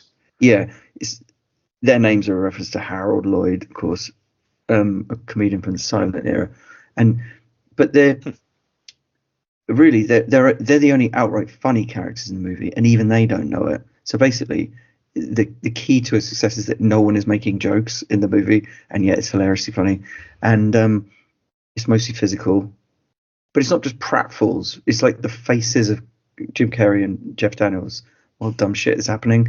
I think that's what makes it rewatchable, because I've probably noticed more stuff like that. So I'd need a Robin Williams or a Jim Carrey on the island, but I can't think of a Williams film which is as consistently funny as this one, so I won't be Dumb and Dumber. Yeah, too many of Robin Williams' films just delved into the sentimental. Yeah. Which he was always the best thing in everything he did, but it's like, yeah, it's either that or like something more serious, like Dead Poets Society, which is good, but it's like, I ain't watching that over and over again. Yeah, it's like with Dumb and Dumber, even when they like fall out and like there's the sort of melancholy montage is still full of jokes. Like it's never taking itself seriously, which is it's perfect. It is probably one of the. We should maybe the next one we should do is, because we don't talk about comedies that often on this show, so it could be cool for maybe like in episode 105 or 110 we'll say, look, we're going to look at our top comedies, because that's a tough, because they get old fast, and like Dumb and Dumber will be on mine, because it's hard for a film to be consistently funny upon rewatching. I'm just thinking of scenes now and I'm laughing. That's Are you thinking about where Harry drives off with Mary and he's just comes up over the sort of hillock behind them and just he's so sad that he starts dry heaving? Or where they're going into the party and they're like laughing and sort of playing with each other, and then slaps him as hard as he can across the back of the knees and he screams. Yeah. But it's the way that he like knocks Jeff Daniels' hat off, so it's like really, really mild practical joke, and then he just like comes up behind him and twats him around the back of the legs. Such an overreaction, brilliant. And not just the slapstick. There's like really funny lines in it as well, like the where he's talking about his chances of getting with Mary Swanson or whatever it is, and he's like 1 in 10. She's like more like 1 in a million, and he's like, so there's still a chance. Yes. Yeah. Or were they the whole selling PT the budgie to like a blind kid, and he's like, oh, he died, but his head fell off. His head fell off. And it's just he just comes to him with this like sellotaped on head. He's stroking him. Pretty bird. And even when at the start, when like Lloyd comes home and he comes in with his briefcase and he like comes in, slams the door, and then like dramatically collapses to his knees. It's just it probably is one of the best comedies, really. I can't think of any other films that are as consistently funny. Apart from maybe one of the Pink Panther films, like Shot in the Dark. Right. I think maybe the original Naked Gun could be. That was pretty consistently funny. Yeah. I'd have to watch those again. I mean, I don't know how well it's aged, and it's not that old, but like I've watched Anchorman many times over when it was relatively new, but I haven't watched it for years now, so I don't know whether it's, you're just in that point in your life where that's the comedy that you need and it doesn't necessarily hold up. But I think the problem is because I've seen so many people quoting it, I think it kind of ruins a lot of the scenes for me. That's the problem. If I hadn't heard anyone quote it, I'd still find it extremely funny, which I did the first time I watched it. Yeah. How bizarre is this? I'm just looking at my phone and it popped up with a Starship Troopers reunion. Casper Van Dien, Dina Meyer, looking like Dina Meyer just looks like she's actually younger. Michael Ironside is an old man, obviously in his late 70s. Denise Richards is handsome. Michael Burke, Clive Dunn. Jake Busey appears to have moved closer to a Denny's than he did when he made Starship Troopers in 1997. Yes, that's a classic. So yeah, Lazlo, Dumb and Dumber. It's the first comedy I think that we've mentioned in this whole top 5 thing. So over to you, babe. So I've got the next one, not a comedy. And I wasn't sure whether to go for this or the original, but I've gone for Blade Runner 2049. Wow, over the original. Wow. Over the original. I prefer it to the original, I think. Mainly because it's got people are all actually of the good at their kind jobs in it. yeah. I mean, it's just got more heart, I think, than the original, which is quite a probably intentionally cold kind of film. Even their relationship in it is like he's barely nice to her. Robotic, you could say. Whereas in the second one, there's especially the way it wraps up with the father and daughter story. It kind of, I suppose it's what's it called, reverse engineers like some of that story to make out like that there was a great love between Deckard and Sean Young. Yes, Sean Young. But anyway, Rachel, yes. But I love this sort of the mood of this film. This is another one where it's a long film, so you want to set aside some time for it and just luxuriate in it. You know, I'm assuming I've got a proper big 4K TV on the desert island. I think that could be. I wouldn't want to watch this on anything less, I would say. But yeah. So this is just one I actually, when I saw it at the cinema, I was slightly unsure about it. I remember having a moment when I was watching it thinking, this film is going on. And actually is this like slow to the point of being flawed? But I've watched it a number of times since and I just enjoy that all kind of luxurious, indulgent pace of the whole thing and just soaking in the visuals and the sound and yeah. It's a real watcher. I think it is better than the original, and but obviously it's not as influential. So kind of factor that in. But then you don't watch films for their influence, do you? You watch them for their enjoyment value, and it just builds on all the kind of themes of the original and does them a bit better, really. Yeah. I'll have to rewatch it now. Yeah. I remember it was really bizarre watching this because I do like Ryan Gosling, and I remember watching Drive and it really didn't connect with me at all. And then I watched this, and it's kind of a similar performance in that he's just staring off into the distance, but it was just much more engaging and interesting than Drive, where it just seemed like in Drive he just seemed like someone who was a bit thick. Yeah. The bit in that where Eva Mendes just gets seduced by him, and he's just standing there looking like he's got learning difficulties, and he's like, oh, this is my daughter, and he just looks at her creepily, and she falls in love with him. You think, what's happening?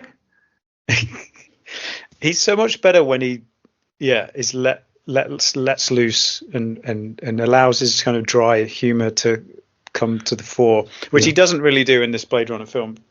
But what I do like about this is that it sets it up like a hero journey, that he's gonna discover that he is a unique natural born robot, and then he discovers that he's just been given the dreams of the actual natural born robot. They've just been implanted into him as a kind of a program, and he's not really special, but then the determination and sort of self-belief that he gains from that delusion helps him to achieve something that does kind of step towards make him special. Yes, being special. And so there's lots of nice layers to this film. It's kind of constantly rewarding to revisit. My fourth film, I think we're on now, is, let me just double check. Is one I wouldn't be surprised if this is on your list, The Thing from 1982. I was thinking about horrors because I don't really class Ninth Gate as a horror, and I thought I have to have a horror on here because I got my comedy in Big Lebowski, and I think The Thing is one of those films where it always feels special to watch because it's an awesome soundtrack, and it's just a load of men just not trusting each other.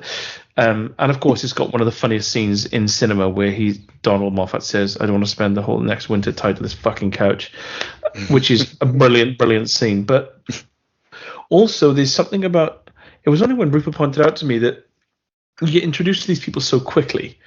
And the first thing you see is the only female in the film was Jamie Lee Curtis's voice in that chess computer. And the first thing he does is call her a bitch and pour a load of whiskey in it and just break it. So that's the women out the way. That's women gone. And then it's just like a lot of men who you're not really introduced to calling each other by their surnames. So you don't even have a grasp of who's who, let alone who might be the alien.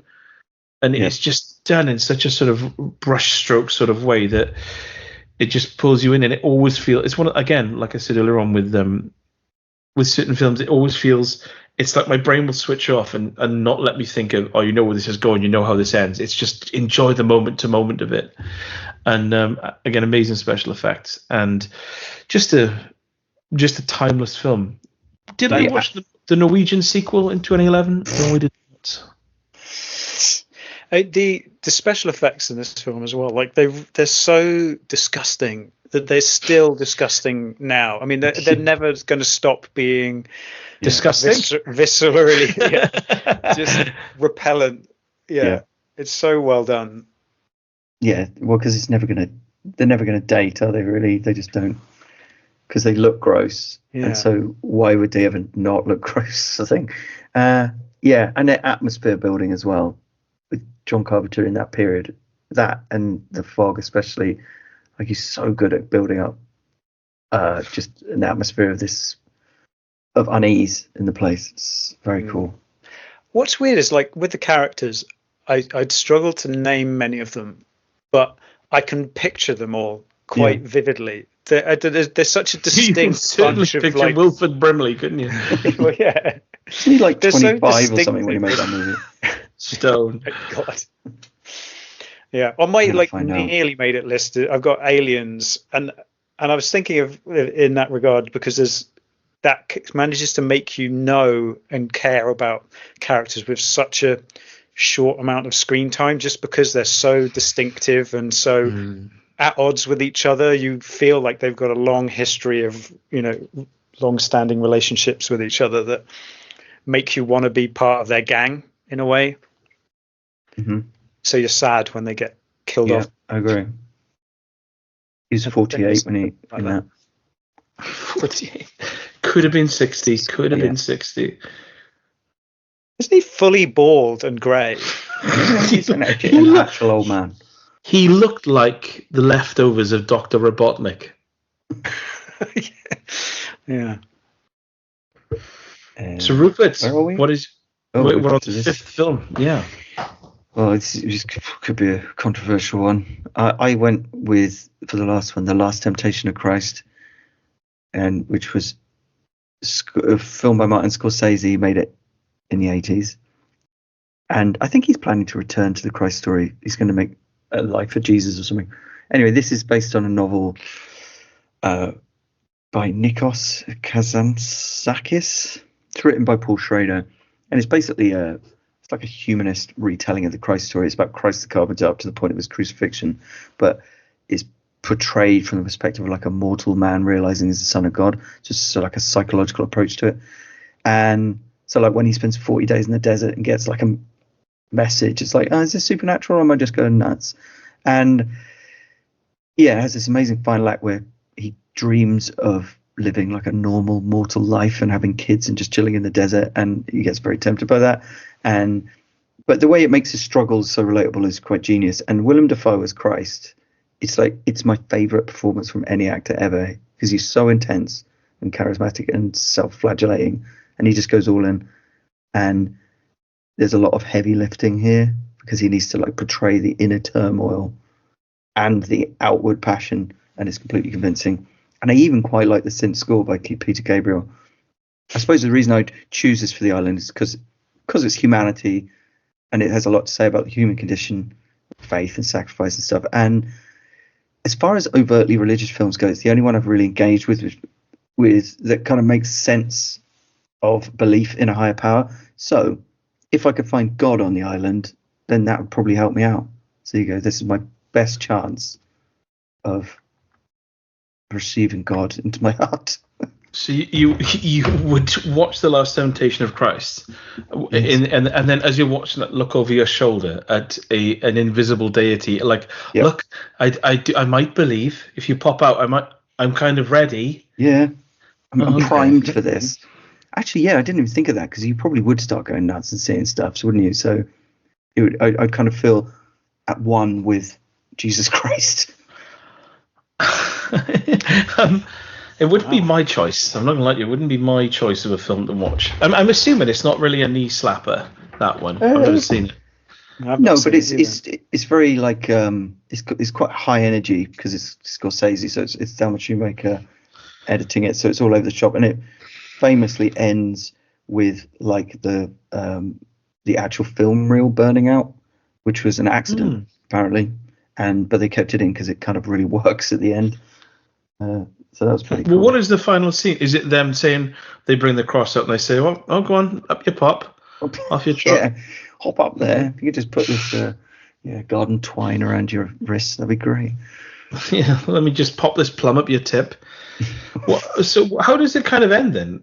Is it him on the cross? It goes up to his crucifixion. But they save his resurrection for the sequel.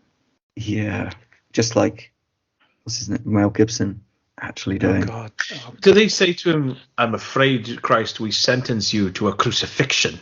And does he say, or is that like a Greek dish with like feta cheese and olives? And they're like, not quite. Not exactly. Something really else. The right ballpark. You think he picked it off a menu? I'll have the what's it? Crucifixion. Sounds quite nice. Yeah, because you'll be like, one second, Julius. What's this? Hung, drawn, and quartered, lynching, stoning. Oh, crucifixion. Oh, okay. Yeah, I'll have a bit of that, please. Hung, drawn, and quartered could be some sort of like hanging meat dish, couldn't it? It's like a chicken that's been hung and drawn and quartered, and it's got to be a restaurant that specializes drawn, in and quartered serial killer Christian specials. Yeah, there's got to be because one of the desserts, I guess, in that serial killer restaurant would be like Fred West's patio, and it would be a dessert dish, and it would be that what's that kind of angel cake, the marzipan thing, Battenberg, and made to look like tiles, like tiles of a patio sort of spread out. Yeah, you could imagine. You could probably do a serial killer restaurant, I think. Go and dig in. Yeah, I mean, dig into Jeffrey Dahmer's lunchbox. So, Lazlo, what's your fifth film? That was a good one. A bit out of left field as well, Rupert. Mm-hmm. My last one is similarly religious. It's Indiana Jones and the Last Crusade. Oh, nice. I was like, what Star Wars film do I want? I was like, there's no one of them that I would want to watch forevermore on an island. So I was thinking of other films, and of the Indiana Jones films, I think Last Crusade is the one that I hold dearest to my heart, and it's the fastest and kind of funniest of them. Mm-hmm. And it has the heart as well.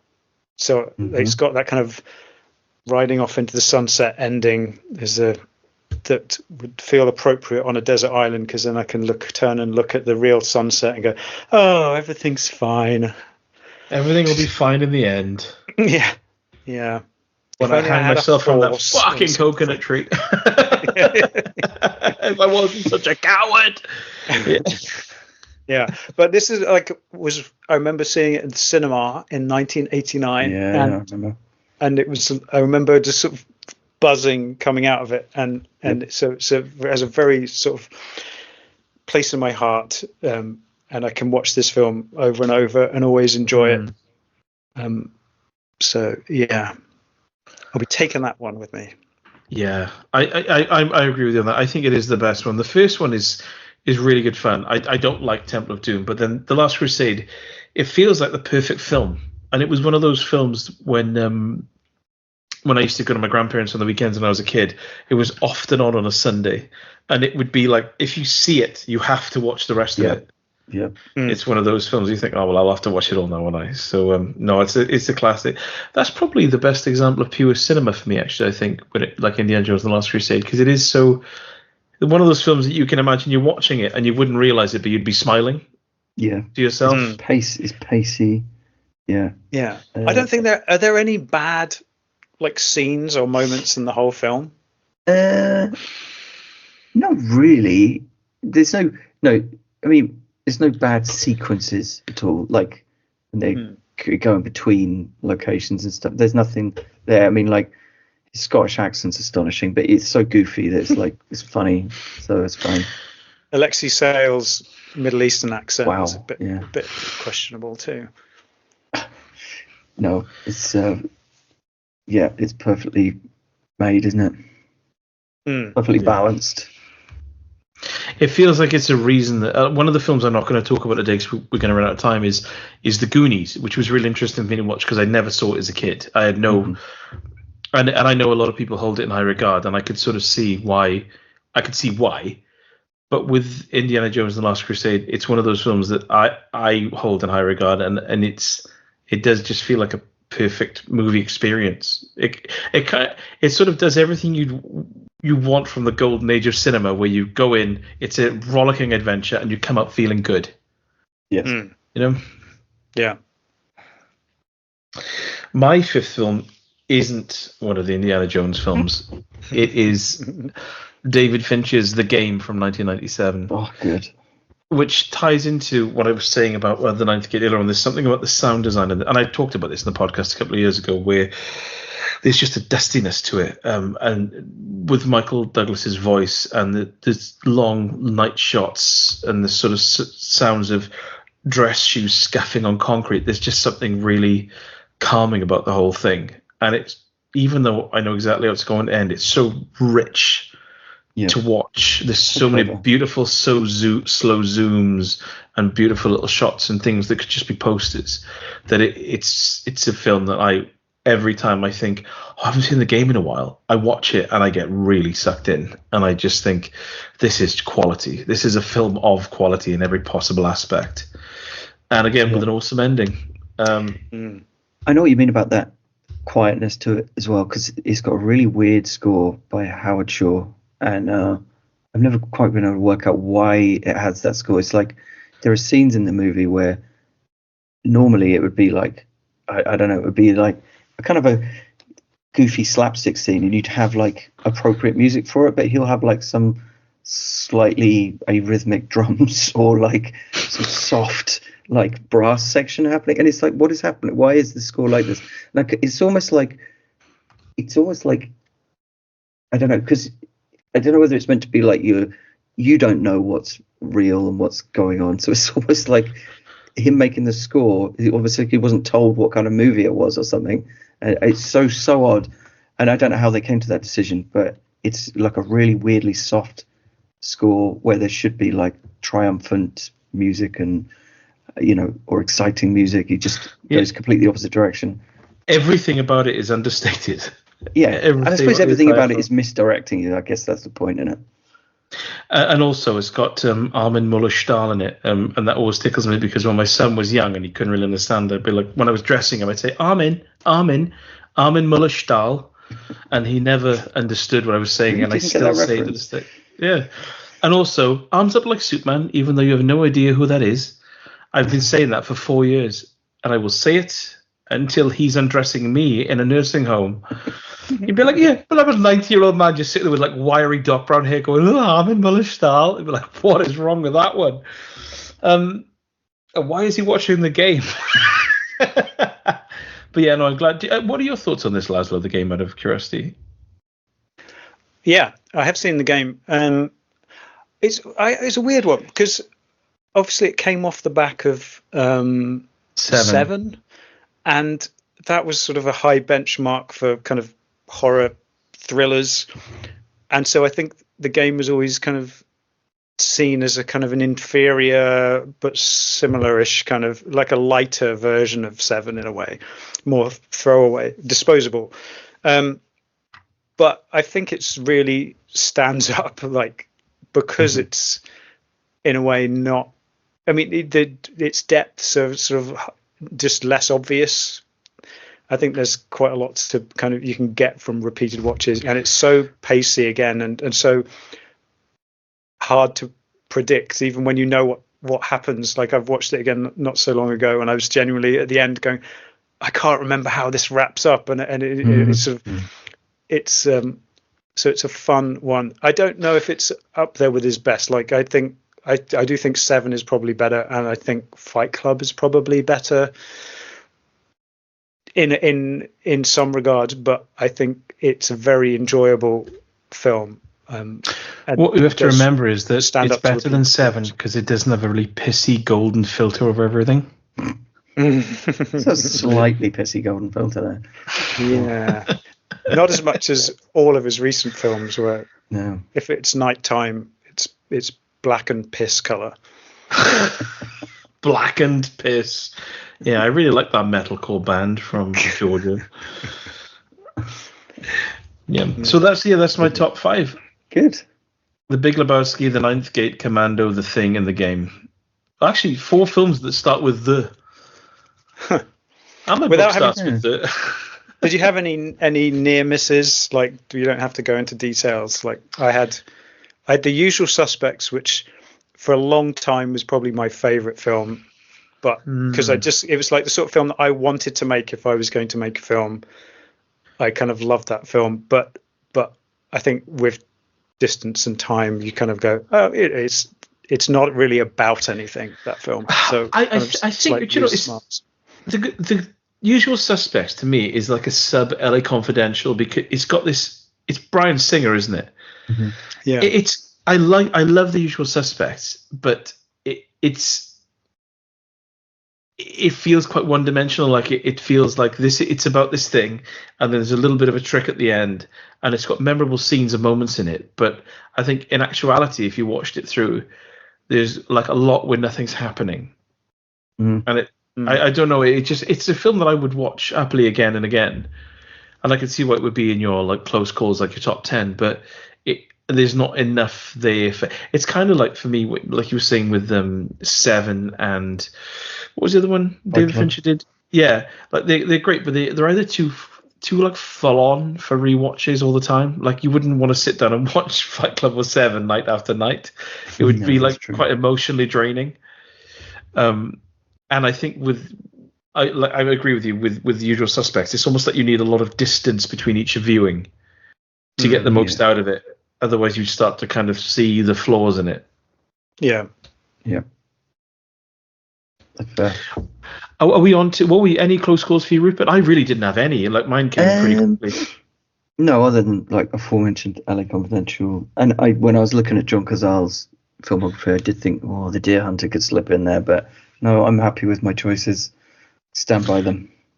So are we moving on to the books now? Yes. I haven't got so much to say about this, to be honest. No, I don't think it would be it. Well, this isn't a book podcast, for God's sake. We've got girlfriends and everything. Okay, yeah. I chose a book called Spiderworld by Colin Wilson, and it's out of print, but it's amazing. It's a post-apocalyptic fantasy novel where all of the insects and arachnids in the world have grown to enormous size, and humans are eking out a survival in the ruins of their former civilization. And that's a really cool idea. And I just think to myself, I want to write a script of that, because you could do that and make a rad film.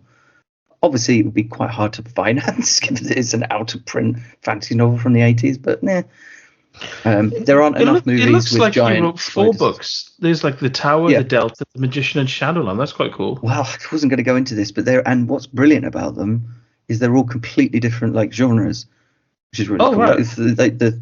Like it goes from fantasy adventure, and I think the third one is like a kind of detective mystery, but set in the same world. It's just a really cool idea. So yeah, I would choose that and write a screenplay of it with a stick in the sand. Fucking hell. Spiderworld. Okay, I'm gonna look this up. This is Colin Wilson, was it? Colin Wilson, yeah. Okay. I feel like I might have to read these. Yeah, because that sounds really cool. I'll keep that. I like open. the covers of them as well. Yeah, it's just a really cool idea. And genuinely, I was thinking that there really aren't that many giant insects or spider type movies, which aren't like a joke. I mean, I suppose there's that rank scene in King Kong when they fall into that pit. There's all those spiders and like worms and stuff in there. I just think, how cool would that be? Just like the whole world of that. I might seriously buy these. So that sounds good. I like how the artwork on the ones I'm looking at when you type in Spider World book on Google, they look like screenshots from Riven. Yeah. Yeah, there's that sort of like stark. Yeah. The tower one, that one's nuts because it's like two tall buildings with a massive cobweb between them. Yeah. I'm just thinking, was that what they had in mind with that Spider-Man trailer? Do you remember where he did a web between the twin towers? And they had to not do that in the end, which they had to remove from the film. I'm gonna have to read these books, aren't I? Yeah. Do you want to jump in next, Lazlo? So I did think about, like, on your note, Rupert, about religion. I was thinking, I've never read the Bible.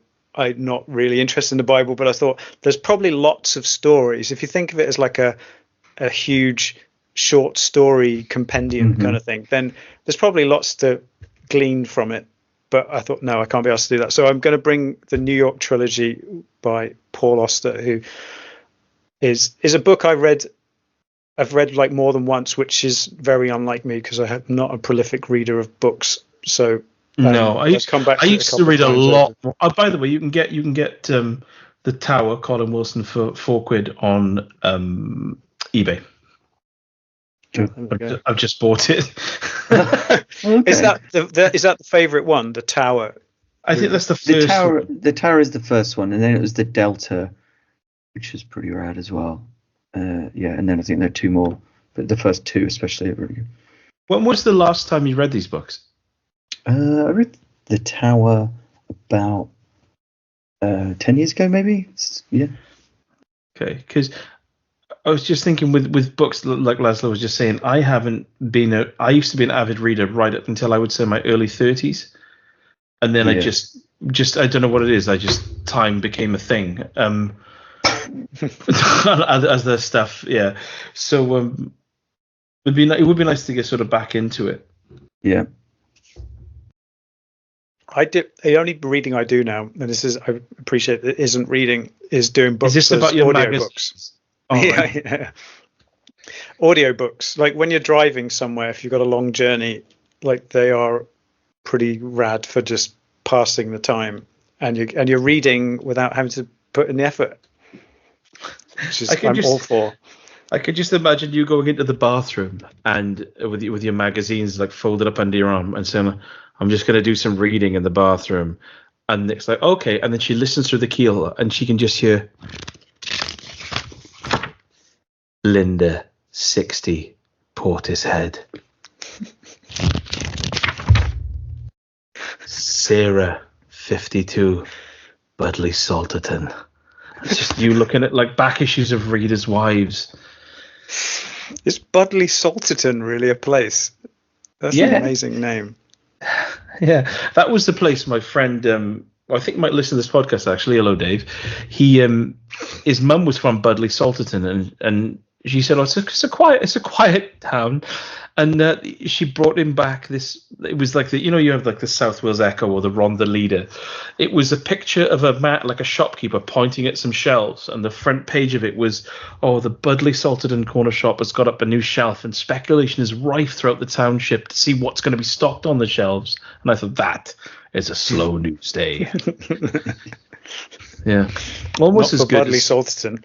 No, it was hot off the press. I remember being on the Isles of Scilly, and there was a picture of a policewoman pointing at a fried egg outside a shed, and they were trying to work out how the egg got near the shed. And I thought, this is what it's all about. This is what Midsummer Murders would really be like. So Lazlo, I was just going to say, with the Budley Salterton Times or whatever the local newspaper is, it'd be funny if their headline is that they've got a new headline. So it says like the headline is Budley Salterton has new headline available in its next issue. There'll be different words in the next issue. It's like, oh wow, the next newspaper it won't have the same exact words as this issue. That's good. Yeah. New front page on Budley Salterton Times. Sorry. Anyway, what luxury items was it? No, novels. I said so. I'm bringing New York Trilogy by Paul Auster, which is like 3 stories in one. So Okay.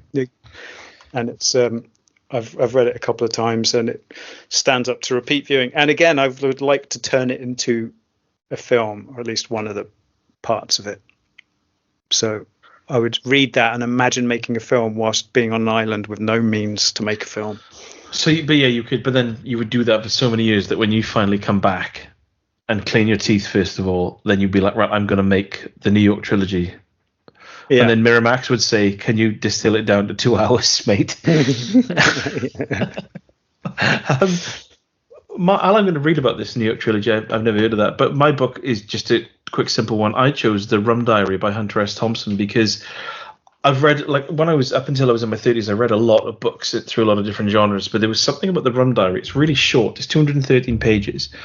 And the font size is 65. And it's just, there's something about it just really encapsulates being like on an island and just drinking rum and kind of bumbling around. And there's something wonderfully aimless about it. And it always makes me just want to go on holiday and drink rum. And I think that would be a good companion piece to being on an island like that, where you'd think, oh, do you know what? I wish I had rum now. I think I'll read a book about people drinking rum to get me right in the mood for it. And because it's sort of the actual, it's more like moment to moment imagery sort of conjured up by the writing, as opposed to any sort of complex plot. It's really breezy as well. So that would be my what I would do is I read the book and then I would think, oh, watch the film. Oh no, I won't watch the film. I'll just read the book again, and then I'll watch Commando. So Rupert, the luxury item. This would be Lord of the Rings, the card game. As long as I could take more than a single card. Oh yeah, the item would be like the full set of cards. Full, yeah, that's fine then. Yeah, absolutely. Yes, I would take that because it would keep me going for life. Wow. You're saying that's good. It is good, but a deck of cards would be a good thing as well, wouldn't it? Because you could kind of master card tricks. You could play lots of solo games. It's actually quite a deck of cards would be a good. Yeah, pretty timeless. Yeah, I didn't think I got that. But if you lost a couple though, bloody hell. Oh, that would be if they were out of your hand. You'd be like, fuck, that's the last time I play these on top of a mountain and I wins. Well, that's a good one. Yeah, that's a solo game. I like that. What about you, Lazlo? Well, I wasn't sure of the rules about electricity. Like, can I bring a computer? A laptop. You're going to play the Seventh Guest, are you? Is that what this is? I mean, I've just figured like you wouldn't miss that much of like civilized life if you had a laptop with an internet connection. You could pretty much just do everything you do day to day from your desert island.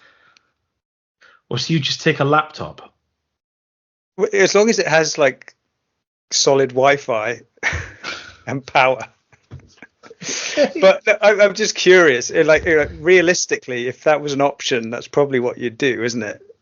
Over like a deck of cards. But I don't know. Yeah. It's a bit boring.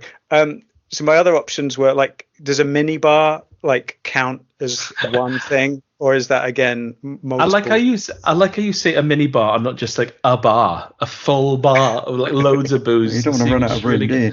There's a bar for one. Yeah, well, so you would want to make it last, wouldn't you? I guess so. Maybe a full bar.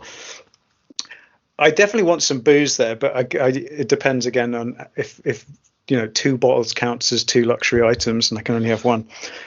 Failing all of that, then the thing is, you like to drink puddly ale, so the fact that it's not like chilled wouldn't bother you at all, would it? You'd be like, just get it down your head, get that bishop's finger down you. Just like put them in the sea in a little like a basket made out of straw or whatever, and cool them down nicely. Imagine waking up at dawn on a desert island facing the sun. Your phone's asleep, by the way. next to the. Yeah. Yeah, if you fall asleep on the beach and with a really bad hangover and wake up and it would be like blazing sunshine, you would be parched. It's a good point. Okay. And what was if I was being like, if no electricity, practical. Also, is a pen and paper? No, because a pen would probably run out and you'd run out of paper. I'll bring a guitar. That was mine. That is, I would take it. Obviously, again, the strings would after a few months would snap and stuff. But I know for a fact that if I don't play guitar for about a week, I start to get really tetchy and fidgety. So that a guitar for me, yeah, because then I could write some massive hits that would be huge in Scandinavia when I come back. When you get off the island. About seeing a man with glasses and a beard on a neighboring desert island, just constantly masturbating for the whole time I was there. Constantly masturbating and shouting, "Have you got a bottle opener over at me on my island?" I've got a mini bar, but I forgot a bottle opener. Please. Yeah. I'm trying to knock a laptop in with a rock. Or a charger. Yeah. Can you tether your phone to my laptop? Yeah, I can't kiss a Nokia. I'm playing Snake, mate. Yeah, without a kill snake.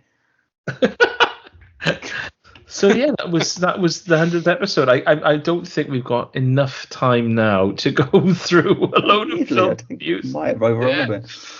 Shall I just do like a 2-minute trashing of Venom: The Last Dance, Navy SEALs, The Crow, Hellboy: The Crooked Man, Strange Darling, Last Voyage of Demeter, Warriors of the Future, Running Scared, Blowback, Ninja 3, and Showdown in Little Tokyo? I watched The Last Voyage of the Demeter as well. I'm intrigued to see what you think about it. I watched that last night, actually. But, yeah, I guess, no, it's just this is the end of the 100th episode. We'll be back. I think we'll do another one next week to do a catch-up episode, do you reckon? Just, like, get back on it and knock everything up to date. Probably a good idea. But what any words you want to say, guys, to end this with our listeners? Should we Arkansas before we go? Oh shit! Yeah, sorry, totally forgot about that. Yeah, so the Arkansas was Heather Graham to Bob Hoskins. Do you two want to do yours first? Yeah, sure. Bob is in Super Mario Brothers with John Leguizamo, who's in Carlito's Way with Louis Guzman, who's in Boogie Nights with Heather Graham. That's a 3-step, but that is slightly different to mine, but not far off. Bob was in Mario Brothers with John Leguizamo, who was in The Happening with Mark Wahlberg, who was in Boogie Nights with Heather Graham. Nice, another 3. So I think this is Max, and it's a 3-stepper. Heather Graham was in Austin Powers 2 with, and let's not beat about the semantic bush about it, brown face Will Ferrell. He is in Stranger Than Fiction with Dustin Hoffman, who's in Hook with Bobby Hoskins. My dad had a go at this and said that he came back quickly. I said, it's 100th episode. If you fancy having a go, Dad, Heather Graham to Bob Hoskins, and my phone went about 3 minutes later, and it was Heather Graham was in From Hell with Johnny Depp, who was in Edward Scissorhands with Winona Ryder, who was in Mermaids with Bob Hoskins. I've never seen Mermaids.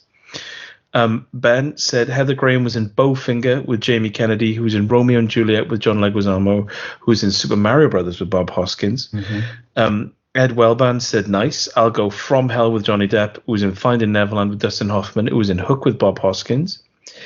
And Dave Chod said, best I can come up with was Heather Graham was in Lost in Space with Gary Oldman, who was in Bram Stoker's Dracula with Anthony Hopkins, it was in Nixon with Bob Hoskins. And Plowman has sent through a audio message. Let me just quickly check this on. Happy 100th episode, you sexy talking man who talk right into my ears. So, Heather Graham is in Lost in Space with Gary Oldman, who is in a Christopher Nolan Batman with Morgan Freeman, who is in Unleashed with Bob Hoskins. Boom. So all 3 steppers. So it's actually like a straight tie across the... Everyone wins. There was something about that message. Where is it? Just the end. Oh, yeah. He sent me that. He said Unleashed with Bob Hoskins, and that was also known as Danny the Dog. And I said, is that Danny the Dog with Jet Li? And he said, yeah, I had it on DVD, but it was called Unleashed. And he said, Morgan Freeman is blind in it. Something to do with pianos. And I thought, what? And then he said, no, he's a piano tuner. Pianos didn't make him blind. And I was like, yeah, I'm trying to really work out how that would work. Oh, how did you lose your sight? Oh, bloody pianos. Yeah, you know it is. The piano string snapped and lashed him in the eyes. Yeah. 2 strings snapped and whipped his eyes until they shattered. Bloody hell. You'd pick up ukulele after that, wouldn't you? So yes, so it's even scores all around with 3 steppers. Thank you for everyone. Thank you everyone for sending us your lovely messages and Arkin stars. So what is the Arkin star for episode 101 then, guys? Are we gonna have to choose it from our top 5s? Well, I guess so. I'm thinking one of mine included Val Kilmer, that could be nice. He's recently we'll do that next episode. Yes. We'll do the Val Kilmer episode. So we can go for Val Kilmer to someone, I'm sure.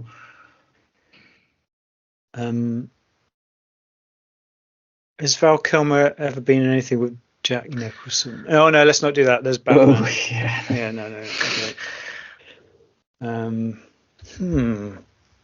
How about Val Kilmer to Wilford Brimley? Okay. Jesus Christ. I only know of one Wilford Brimley film, so okay. Some ensemble. Okay. Thanks, guys. Actually, no, we can't do that because of Tombstone. Oh. It'll be instant, so we can't do that. So we'll say Val Kilmer. Go on, you choose Lazlo to. Oh God. Let's do a female. Oh God. Name a prominent woman who's been in any of the films you've watched. I'm looking at my list. There's not really. Kim Basinger? No, because that's going to be easy, isn't it? Kilmer to Basinger. Yeah.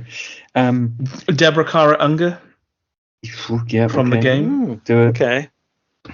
Okay. Again, can't think of an awful lot of movies with her in it. Okay. It's going to be Deborah Kara Unger was in the game, and that's how everything is going to start in the next episode. I'm going to feel it in my bones. I was going to say Sean Young, but yeah. I think we've had Deborah Sean Kara Young Unger. before. I think we had Sean Young. Sean Young would be very easy as well. Yeah. Okay. So yes, here's to the next 100. Okay. And love you both lots. It's late. And yes, Val Kilmer with the Deborah Kara Unger. Brilliant. Yeah. Any last words, guys? It's been a pleasure. Can't wait to get on the island. Max jokes this week. No, high, shall we? It's for the best. He did send one through, but I just stamped on my phone until it was powder.